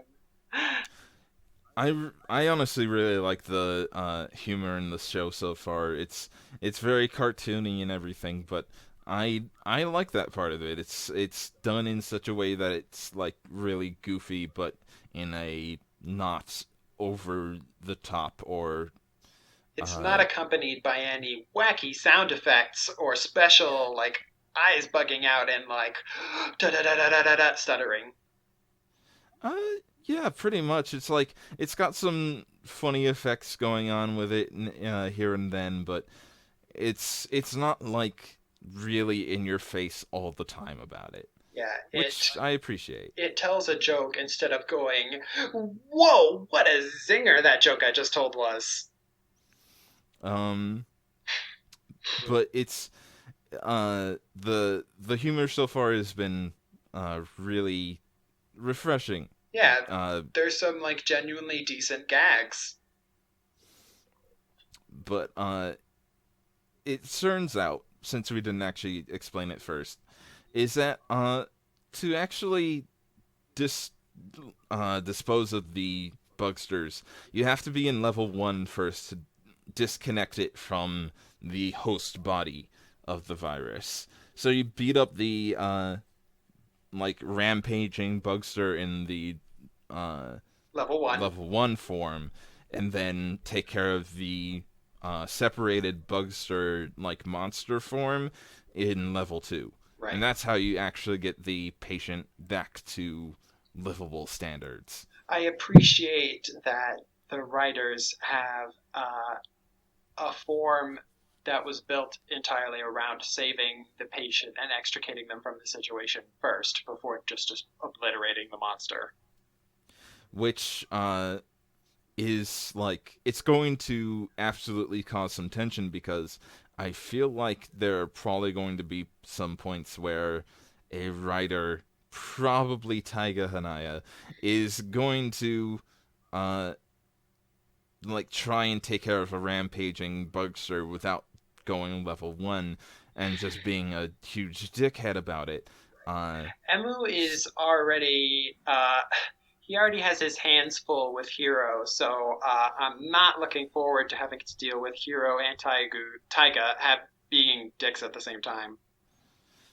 Gladly enough, I feel like by the end of the episode, him and Hiro at least have some kind of understanding there. Hmm. So I'll talk about that more when we uh, get to the end of Right. the episode. Okay. So Emu Emu questions whether Hiro even plays video games because their playstyle is so different, and Hiro doesn't concern himself with items, just on his own attacking of the monster. He probably plays Fruit Ninja almost exclusively. He's a surgeon. He can cut anything. Oh gosh. It's fine. He's probably going to eventually need to play some video games that Emu makes him play. Yeah. And I look forward to him sucking at video games.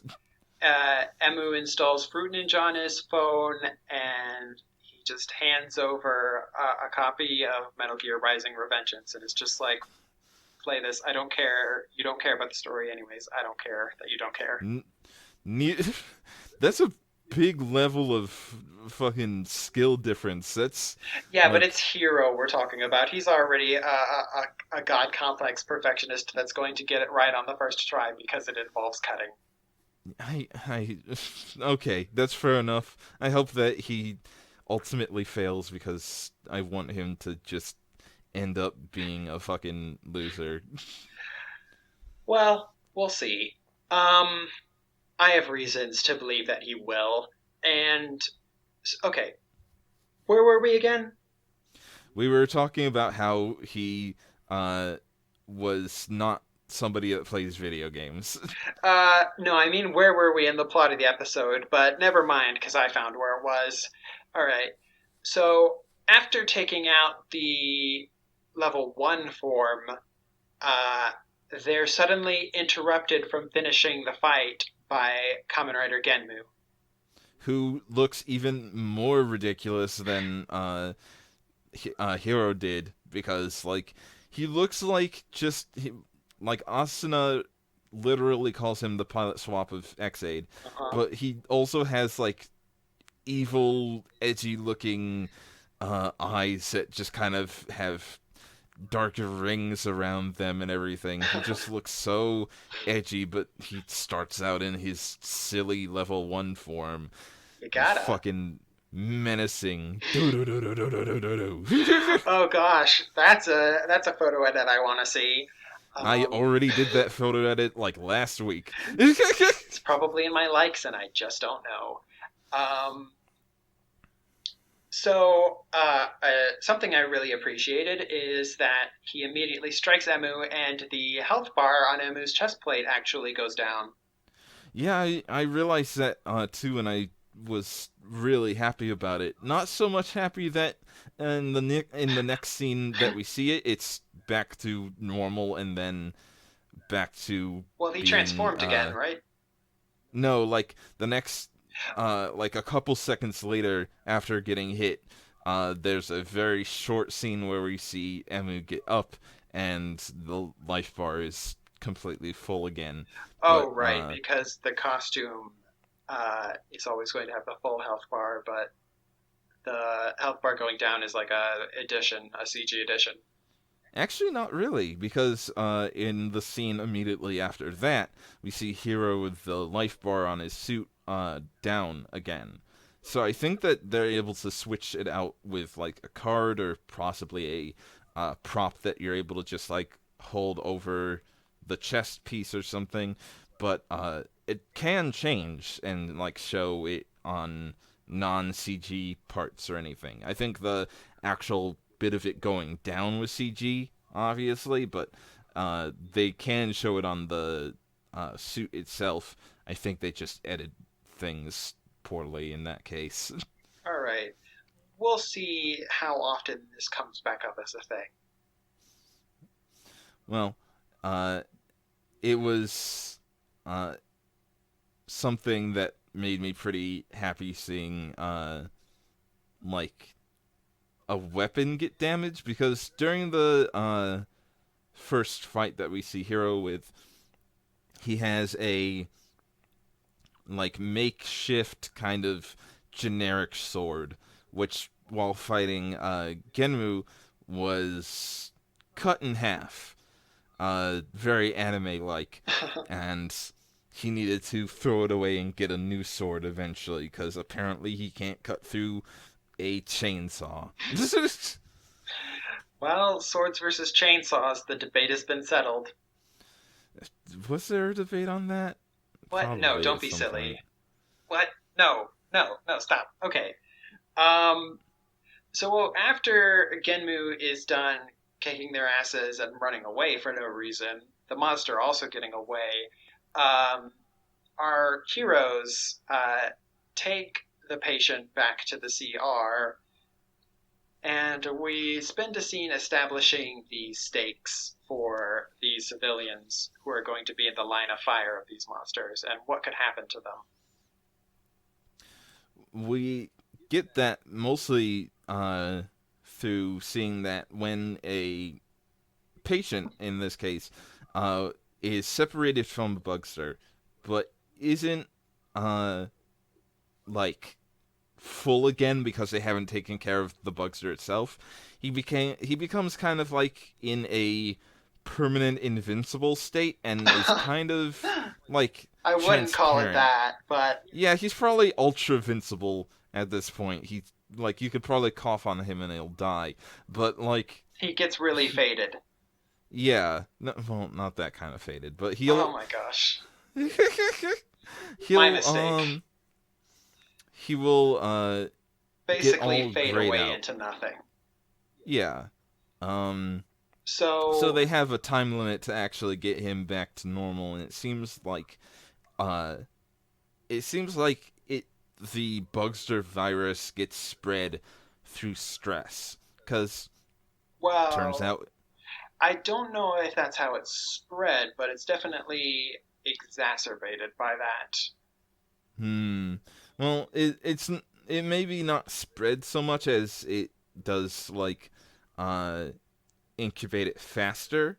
So uh it turns out this guy that they had just saved was going to get married soon to his girlfriend, who, or rather fiance at this point, Yeah, she who was was with also in the him. scene earlier.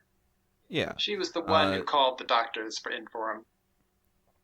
uh, and he was very stressed out about the whole thing, and that probably caused the bugster to come out of him a bit more Right. readily. This isn't super important to the story, but Emu talks it over with him and her, and because she was getting a little cold feet, but was feeling a little self-conscious about it. It's not super important to the story, but it's nice that Emu cares. It's probably going to be the crux of a lot of things of the story. Sort of like how in Ghost, while the people that he was helping, it wasn't super important that he was helping them to the story, but like he's probably going to end up being the person to help patients through their personal troubles to get to the end of their like suffering of whatever virus was going through them at the time, uh, through many of the episodes. Probably not all of them, but through a lot of them. Right. And we From got to see that he's pretty good at it. Well, from this situation, um, we contrast Emu and Hiro because while Emu is concerned about the patient's stress level, which I think is good, preventing susceptibility to it in the future, um, Hiro just doesn't really seem to care. Um, he focuses instead on preparing himself for the upcoming battle, and he only really cares about operating on the patients once they're a problem. Not really worried about their personal lives. This seems to me like something somebody who has gone through emotional problems before with patients, or possibly with somebody that was close to him and ended up being somebody that he needed to do surgery on. Like, that seems like something that happened to him in the past that caused him to want to be more cold to patients in the future. That's definitely Which, true in a lot of Western media. It's really common for doctor characters to have a backstory about them getting detached from their job by seeing so many good people die. But I don't know. I mean, that's still definitely a possibility, but it could still also just be a jerk. I mean, I've read some things about, not about real life Japanese doctors, but Japanese fictional doctors, where it's just like, it's all about the money. well, that's more Taiga's thing. Right. Uh, But Taiga being a very. that Hold on, go ahead. yeah, that is getting a little off topic from Hero, but it is possible that like Hero uh deals with the patients when they come into the hospital, but I don't know, maybe he's more Dr. Cox than Turk. Turk. Not I Captain feel Kirk. like. This isn't Star Trek. He's not a doctor gamer boy. But I feel like they're not going to let his character be that shallow. As it stands, he is technically the second writer of the series and has to, like, at least in some capacity, be a genuine good person. And I feel like this is going to come back to him in some kind of way when it comes out how he got the way that he is. I feel like we're going to see why everybody is why it is how they are throughout the series, and hopefully we'll see a good showing of why he ends up being so detached from people. That's Um, definitely possible, and I think that we'll probably get some backstory on him. Uh, I like to think that he is both a jerk and does have a tragic past. But uh, I also think that um, I'm sorry, I lost my train of thought. it's fine. Some like just the one thing that really makes me feel like he has some kind of uh deep-seated emotional problems when it comes to being close to somebody is that the the people that are in charge of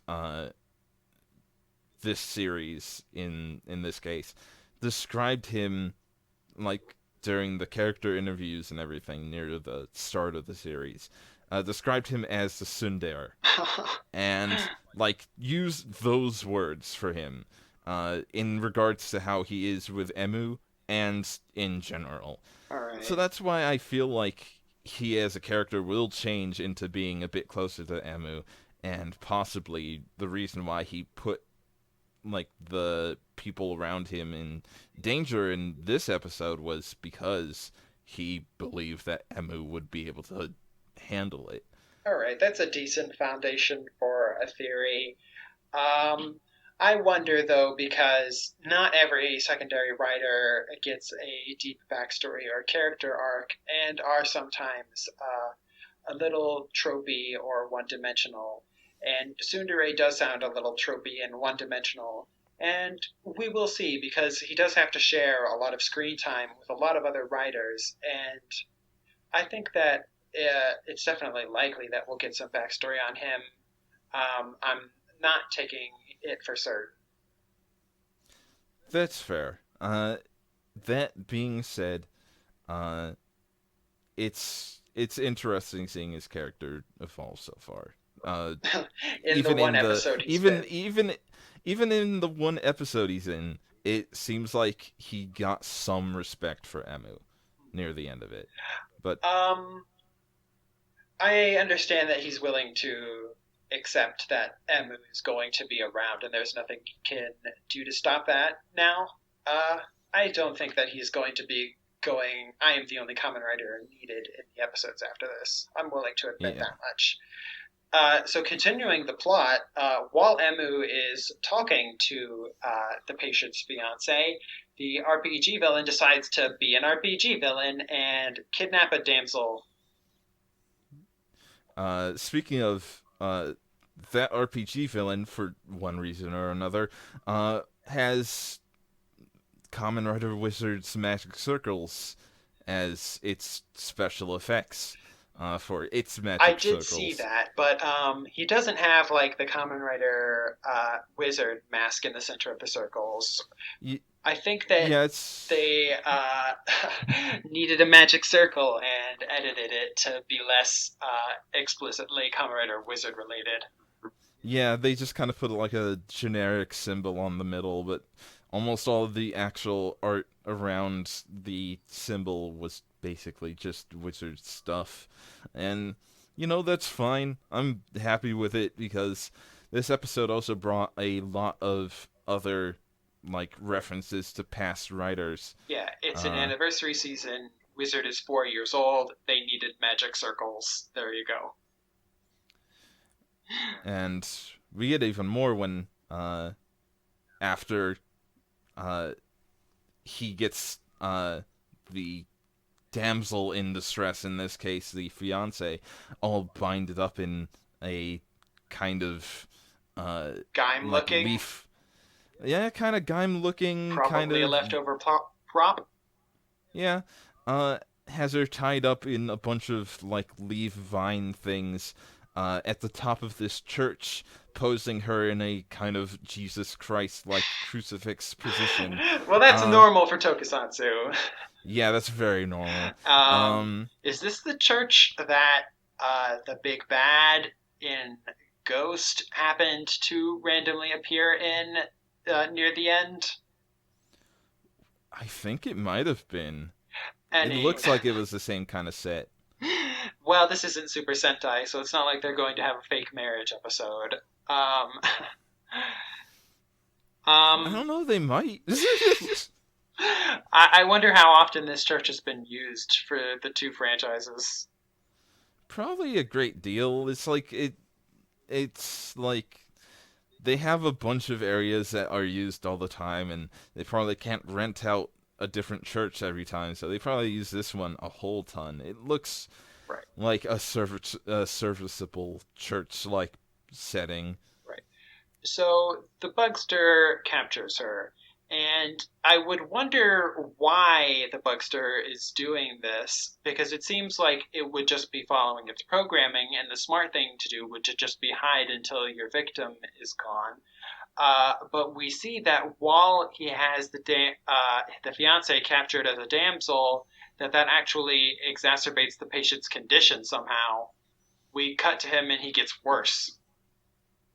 I feel like part of it is definitely that the Bugster will carry some of the emotional and knowledge like It's bits connected to the over to, patient, so yeah.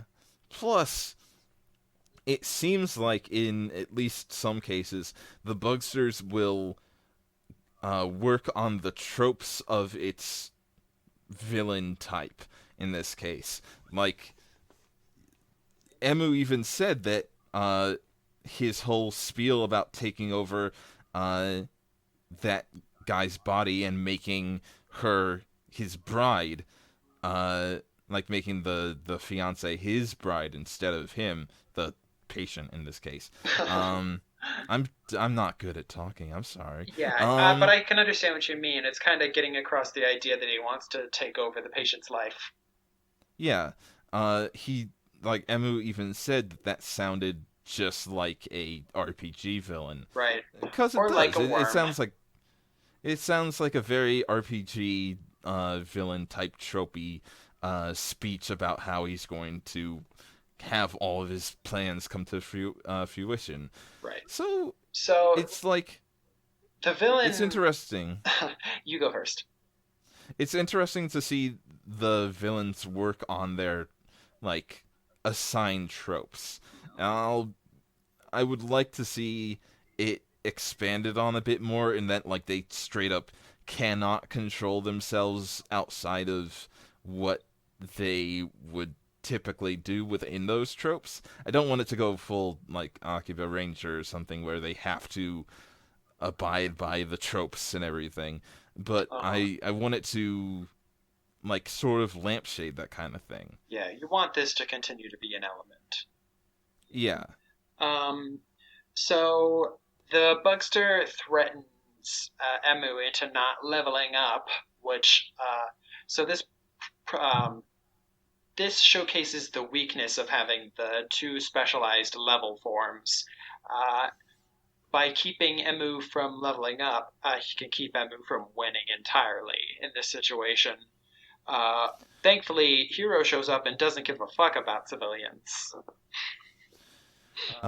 This works out more with the idea that yeah, Hero kind of has a kind of begrudging trust of Emu to take care of patients extra like their extra needed help and everything Hmm. by Well, I'm not so putting him in a sure about that right now because he puts this civilian at risk now, and Emu saves them. And at the end of the episode, Emu, he skipping ahead a little. I'm sorry, but Emu is like, I can't trust this guy to be the only Kamen Rider running around, and I don't know. I feel like it's giving a little too much credit to Hero at this point to say that that's intentional on his end. Um, like that's a good theory, but there's no evidence in the show so far to make me believe that. So for now, he's just a jerk to me. that's fair. Uh I mostly feel like he is like that, like believing in Emu, mostly because it happened, like that kind of thing happened twice in the episode, where Emu had to save somebody from falling out of the sky because he had the jumping ability to save somebody that was falling from a high like height. That was the patient in question for the episode, uh, falling because Hero cut him in half, cut the raging Bugster in half, sending him flying into the sky. Um, and that worked out pretty well because they worked together. I'd like to believe that It's less Hero. that they worked together on purpose and more that they launched their finishers at the same time competitively, and it happened to work out and overwhelm the villain. From my point of view, That's true. Uh, like it but was less of an X cut and more of a both of them using their final attacks at the same time. yeah. Um, I would say that they while they probably don't and won't get along entirely throughout the first bit of the show, I feel like they're a lot more likely to get along than probably either of them with Taiga. Right? Because fuck that guy. Yeah, because fuck Taiga Hanaya. Um, Um, but it's I would like to think that even if it wasn't entirely intentional, that them working together, even if it was competitively, made for a better situation than either of them working alone. right. Have you watched Ryuki? Because they do remind me of shades of Shinji and Ren. I've watched the first bit of Ryuki, and yeah, that definitely comes off to me as like a big thing between them. Um, Right. like I can see the similarities between the two already. Yeah, because Shinji, like Emu, also swears to be a Kamen Rider to help people because both of them don't really think that the other rider that they know of is focused on that. But So, we now that they've taken care of the Bugster and everything is all right, uh, we can show Heroes a bit more comedic side where he absolutely has to be the one to cut the apple pie.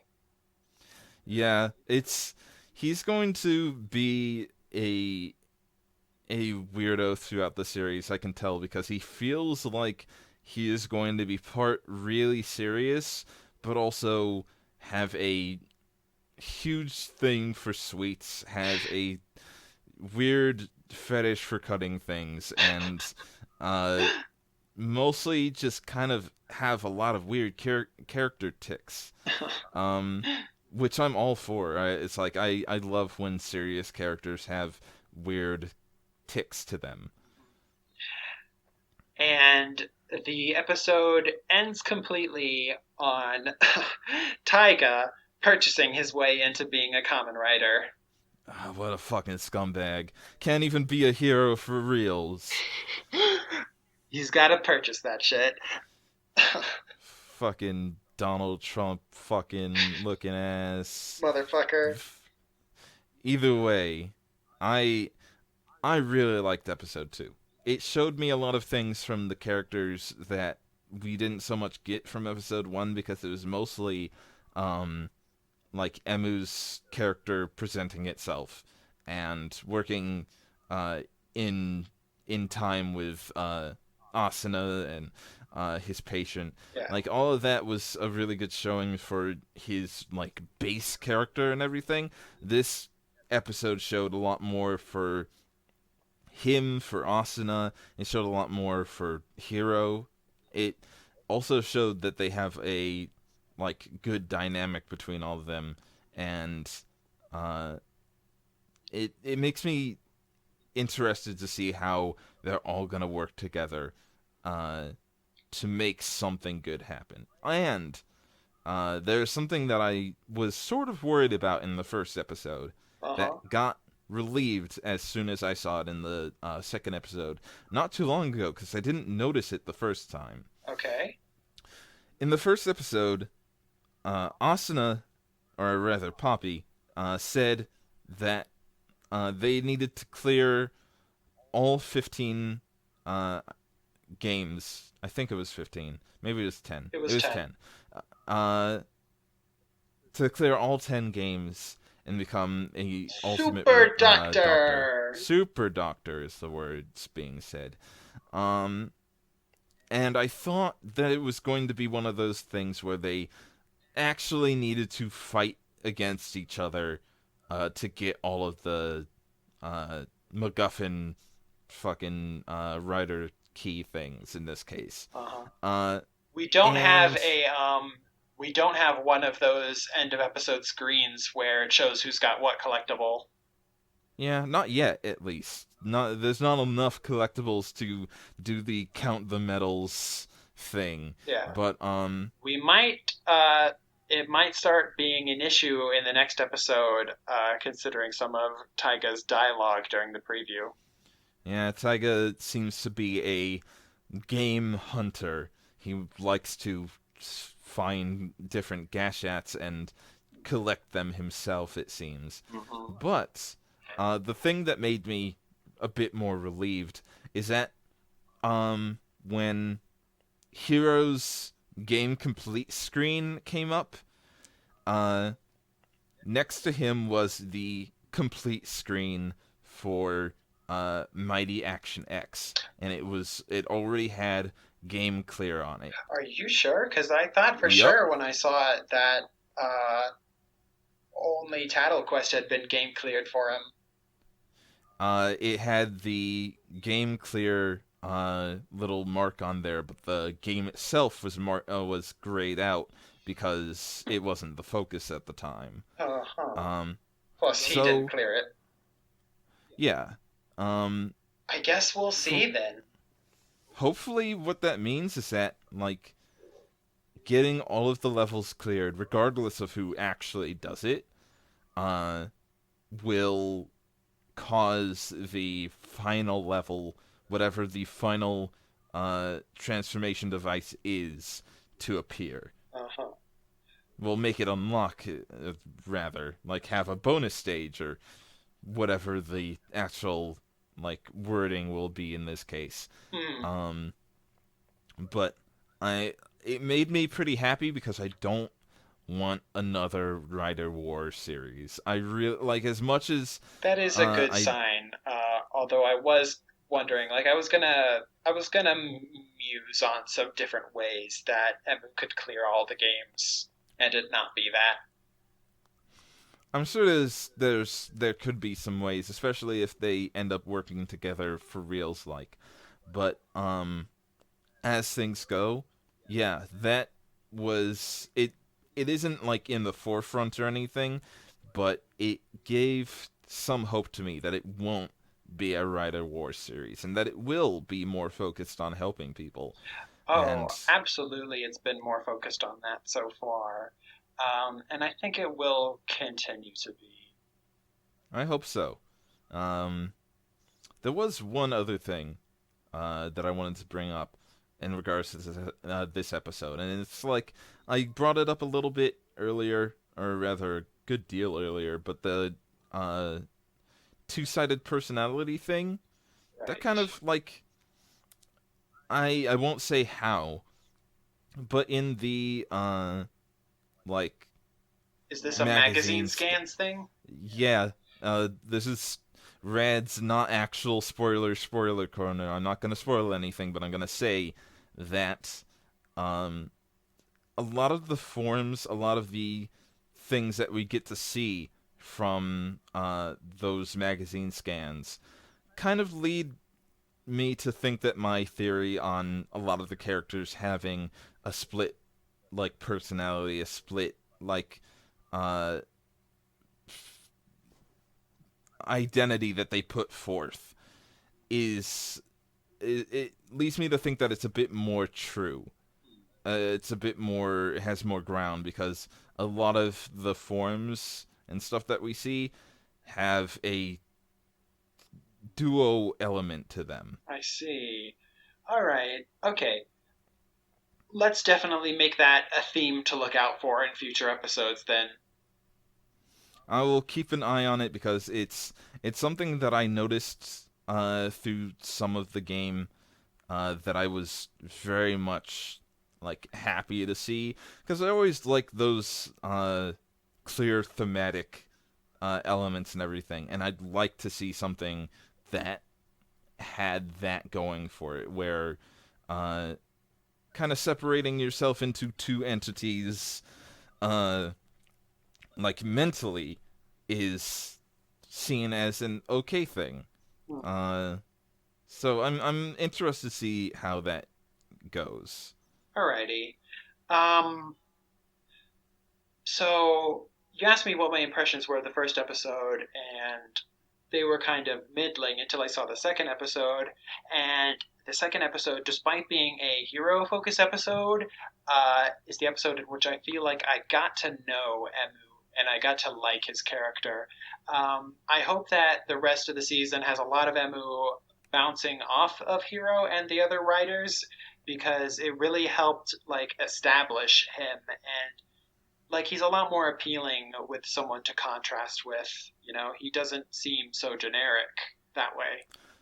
Yeah, I can definitely see how you would feel that way, and I agree. I like the uh like balance that they brought to each other, both Emu and Hiro in this case, and with Taiga showing up, it's going to be another interesting thing to like have those three headbutts because like Hiro's not gonna get along with Taiga, Mhm. and Emu definitely isn't. So like I want to see how those three, and eventually even the coroner guy. I forget his like first name, but his last name's Kujo, because he's Jotaro, I guess. Huh. But whatever his deal is, and he seems like he's gonna be a good person, but a bit of a troll, I suppose. Um, like I'm interested to see how their whole dynamic is going to work together for the first, say, uh, 12, 13 14, episodes. 14 episodes. 14 episodes sounds about right because usually we get teased on the the second incomings of writers around episode 15, and Alrighty. then they actually come in episode 16. So I'd say episode 15, episode 14, that's when we're gonna start seeing their characters possibly come together as a whole, and then have things get shaken up. Alright. Uh, um, I liked episode 2 in pretty much every way, except that I thought that the monster of the week was, despite being able to like heal himself and Hero pulling out the whole flame sword, ice sword thing. We didn't talk about either of those things. It's Um, fine. was kind of not as good as Salty, in my opinion. Uh, I don't know why I care, but I do. I actually think that he was a better villain than Salty because Salty didn't really do anything. This guy had like a personality to him. He had the whole Well, he, uh as far as I can remember, has no name. yeah, that's a bit of a problem. He didn't have a name. Yeah, Salty had a name. This guy didn't have a name. and Maybe Salty we had a will better design. eventually. So, while this guy actually did more stuff, I like Salty for completely aesthetic reasons. That's fair. Uh I like this guy because he had like the kind of checkered patterns going on with him, but uh, in general, yeah, his design wasn't as appealing as Salty's, except for Salty's big, dumb diaper. Oh gosh. Oh Look at his dick again. no, Look at it. no. Confront We're moving the on. penis.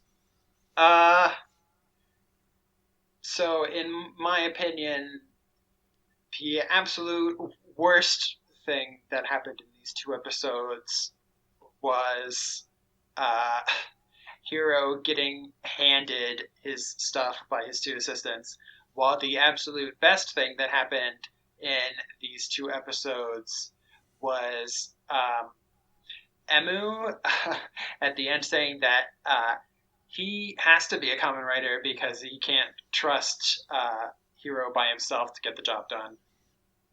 That line was probably one of my favorites of the second episode and probably of the two, yeah, because yeah, we do get a really good idea of Emu's conviction. And that is always one of the most important things to have a hero that has strong conviction Yeah, like that. he's in on being a Kamen Rider. No going back, no questions, no mystery as far as he's concerned. Uh, he's in it to win it, and that's good that that feels natural and established so quickly because we have a bunch of other writers that we're going to need to do that for too. Yeah. Um in some cases we're going to have to see how they evolve into heroes because uh like Taiga is going to help people. Probably not for the best reasons, but he's going to help people. Uh He huh. does fight the monsters. He doesn't exactly work with them. He just wants Gashats for one reason or another. Possibly to fulfill some kind of backstory related reason. Probably. Um, I'm but betting. I would be willing to bet pretty much any amount of ridiculous money that you could put on my table, just like Taiga, that Taiga lost his medical license over what happened 5 years ago.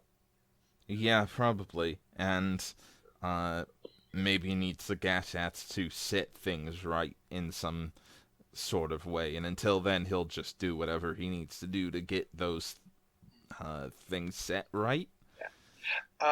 So, unless there's anything else that you really want to talk about, I have just the one last thing to discuss, and then we'll be done. Um, I think that's about it. I don't really have anything else to say. We talked about how Hiro is kind of weird. We talked about how Emu is a good boy, and fuck Hanaya. Uh, but As long as we trash Taiga every episode, you're good with the podcast. yeah, that's gonna be every single episode until he's not a dickhead. So, every single So episode. yeah. All right, so the very last thing we have to discuss is something we skipped over. Uh, the thing we skipped over, which is the very beginning of every episode, the opening. The opening is Excite. That's the name of the song. Uh-huh. And it is good. I didn't uh like it a whole lot at first with the previews that we got for it and everything, but it eventually grew on me in a big sort of way. It's turned into not my favorite opening by a long shot, but it's really catchy. It's really strong, and I think the visuals of the opening helped a whole lot with that. Yeah. Uh, it's only been out, the opening has only been out and on the internet for less than a week. And I've Yeah, already just listened about. to it like 30 times. It's I listened to it a whole bunch myself, uh, partly just because I've watched the episode a whole lot, but uh, The only thing about it is that the tone of the song and the visuals and stuff are very serious for this show about gamer boys.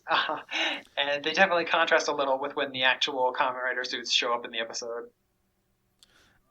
it does, but the like lyrics of the song are like it sounds kind of serious and everything, but it also sounds hopeful.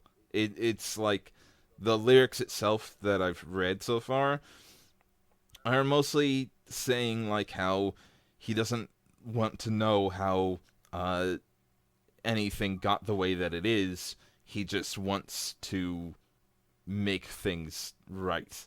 Is the gist of the song, and Although that sounds uh, uh, a lot like Shinosuke's "I'm done thinking about it" line.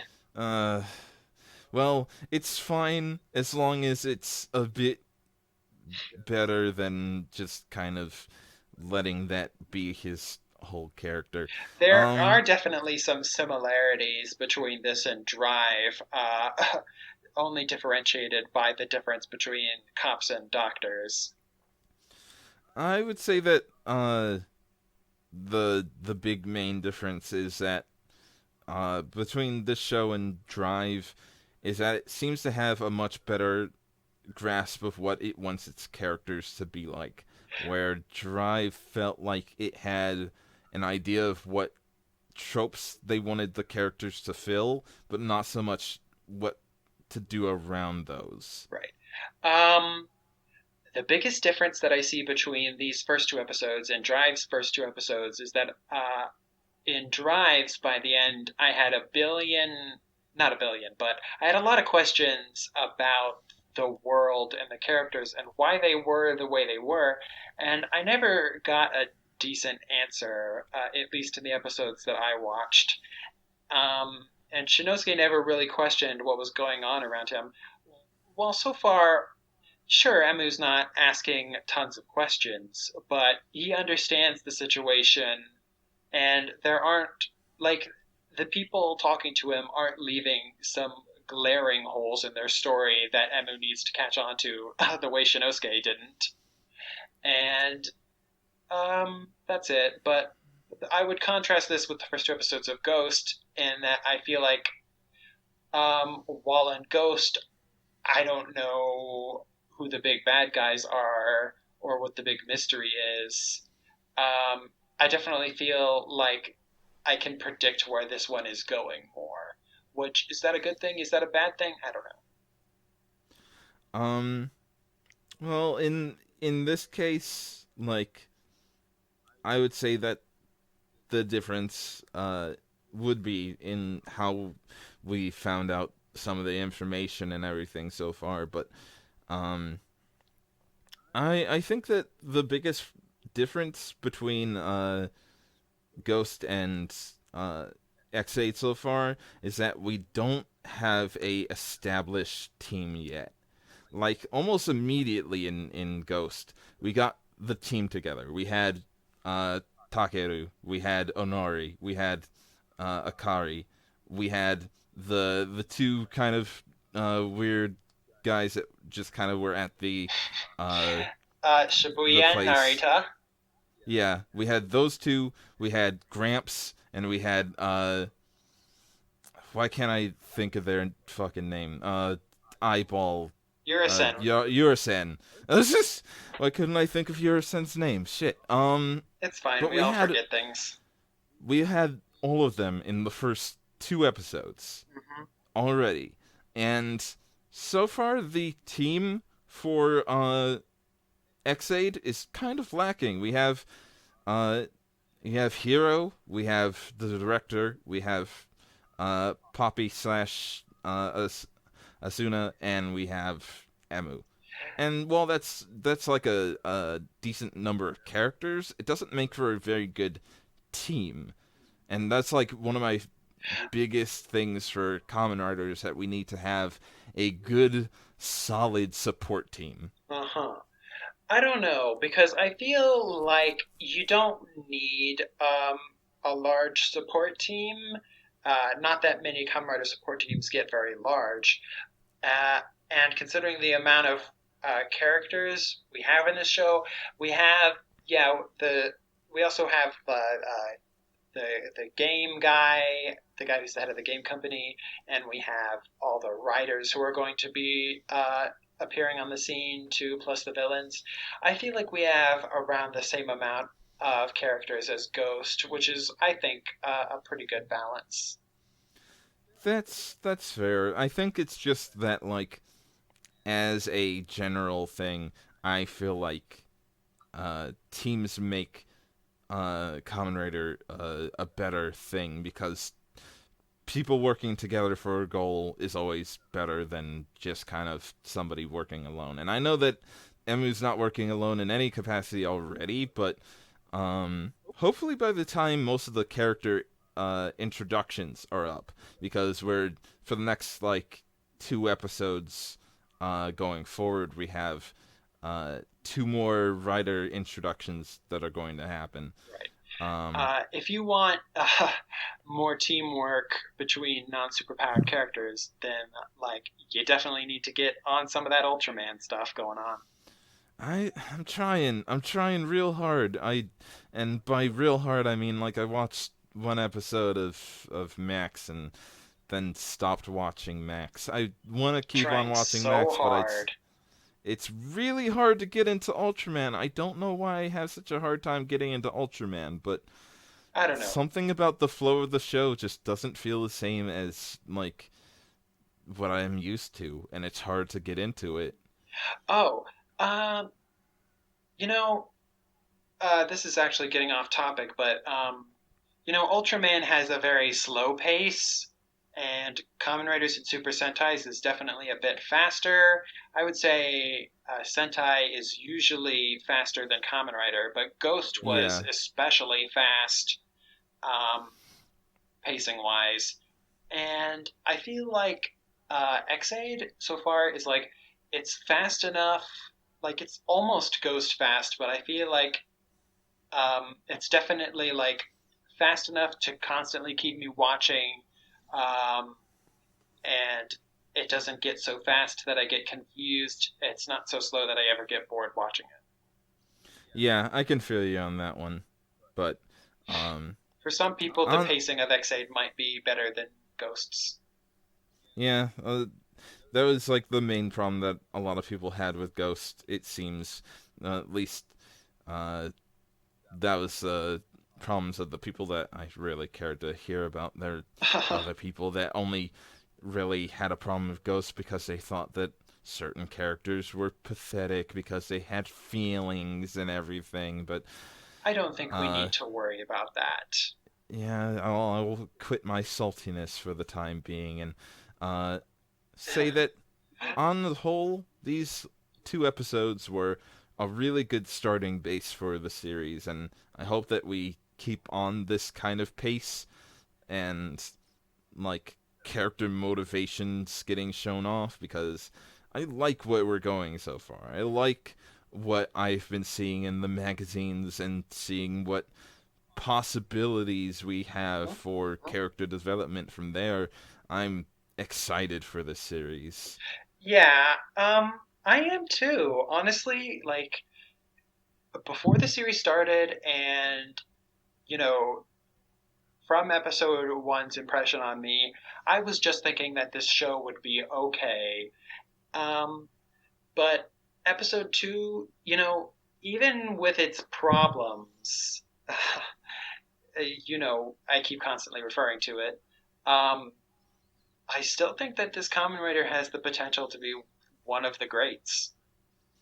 I hope so, because like we already had Ghost, which I thought like practically put the series back into its place for me of being my top priority series. Like I've talked more about Kamen Rider than I have for the past like couple years because of Ghost being how it is, Right. and in turn Ghost Ex-aid saved being Kamen well, Rider. it's yeah. Um, but the biggest thing is that I'm taking away from this is that I don't need this series to be the best thing in the world. If it was just going to be okay, I'd be fine with it. But everything that I've been seeing so far has led me to believe that it is going to be just a entirely exciting experience. And I hope, I hope and pray that it doesn't disappoint on that. But if it does, that's fine. We'll just jump back with something even better next season. Let's just hope that it isn't a fucking disaster. All right. I almost want to start asking you what you would pitch for the next season of Kamen Rider, but it's way too early for that. It's And we have way been too talking early. for a long time now. Yeah, almost 2.5 hours at this point. So I think that we should probably Wrap it up. say goodbye to the friendly people that have been listening for 2.5 hours. Oh, geez. Well, I certainly hope they have been. So I've been Sean, And I've been rad. and go ahead and plug where people can find you. Like I said before, my Tumblr, which I'm usually at, is Radical Apollo at at tumblr.com. Sean, I'm sure, will put me into the description like a good boy. Yeah. And you can also find me on YouTube on my Let's Play channel, Rad Plays, where I'm currently playing the entirety of Castlevania Aria of Sorrows, which check I have check to out his record channel some because stuff he's for. doing that crazy shit and playing every single Game Boy Advance game. Yeah, that's the other thing that I'm doing. That fucking gimmicky shit of playing every single GBA game that has ever existed. I'm a bit on hold on that for the moment, but I'm going to be jumping back into that as soon as possible. Man, how come I'm not super into any franchises that like start with an A or a B? Why do I gotta be super into the franchises that start with S and Z? I don't know. I'm not into like a lot of things that are in the A's. Like there's barely anything in the A's that I was very happy about, or in the B's at that rate. But C's, I'm all in on C's. Yeah, yeah. For some reason. Um, Castlevania's fucking raw. You'd think that on the Game Boy Advance there'd be more games that start with Advance, but I don't know. Um, That's that's later. all right. So I'm Sean or Spida, and you can find me on my Tumblr, spida.tumblr.com, uh, which comes from the Japanese Spider-Man series. Spider-Man. Should I spell that I'm an out? embassy of hell. Should I spell that out? Uh, you can put it in the description. It's fine. All right then. I don't do as much cool stuff as Rad does, I, but I will you do cool be. stuff. Don't worry about it. I will be putting this up on SoundCloud and Tumblr and YouTube, and I'm gonna look up how podcasts get on iTunes after this. Difficultly. uh, yeah, but we'll see if we can swing it. Maybe not today, but eventually. We will find out how that whole thing will go. But for the time being, you'll still be able to hear this pretty early on. But, please follow this good man on his blog. Follow me on my blog. Follow us around to our houses. No, no, no, no, no, no, no. No? I thought that was what we were going to be pushing right now. Okay, we want to be famous, but we want to be internet famous. We don't want to be stalker famous. No, I want to be stalker famous. I want Okay. everybody to follow me around. Okay, so we need to hit that sweet spot of we need to hit that sweet spot of popularity where one of us gets all of the fangirls, i.e. you, and I get to sit in the background and count the money. I can deal with fangirls and boys and anybody else for that matter. I'm Of course, all I shouldn't gender have inclusive. simplified. But So you have to excuse us because now we have to go transform into Kamen Rider Spider and Kamen Rider Beat and go beat up monsters. yeah, that's gonna be fun. But thank you for listening to our very, very radical podcast, and I hope that you enjoy us next time as well. This is both of us signing out right now and forever into the future until next episode, which is gonna be next You can week. stop. You can stop. All right, stop recording. No, I No, can't. no, stop. I can't. Stop recording now. This is how I am. I'm counting us down now. 3, Oh, 2, I love 1. you all very much. Stop. Goodbye.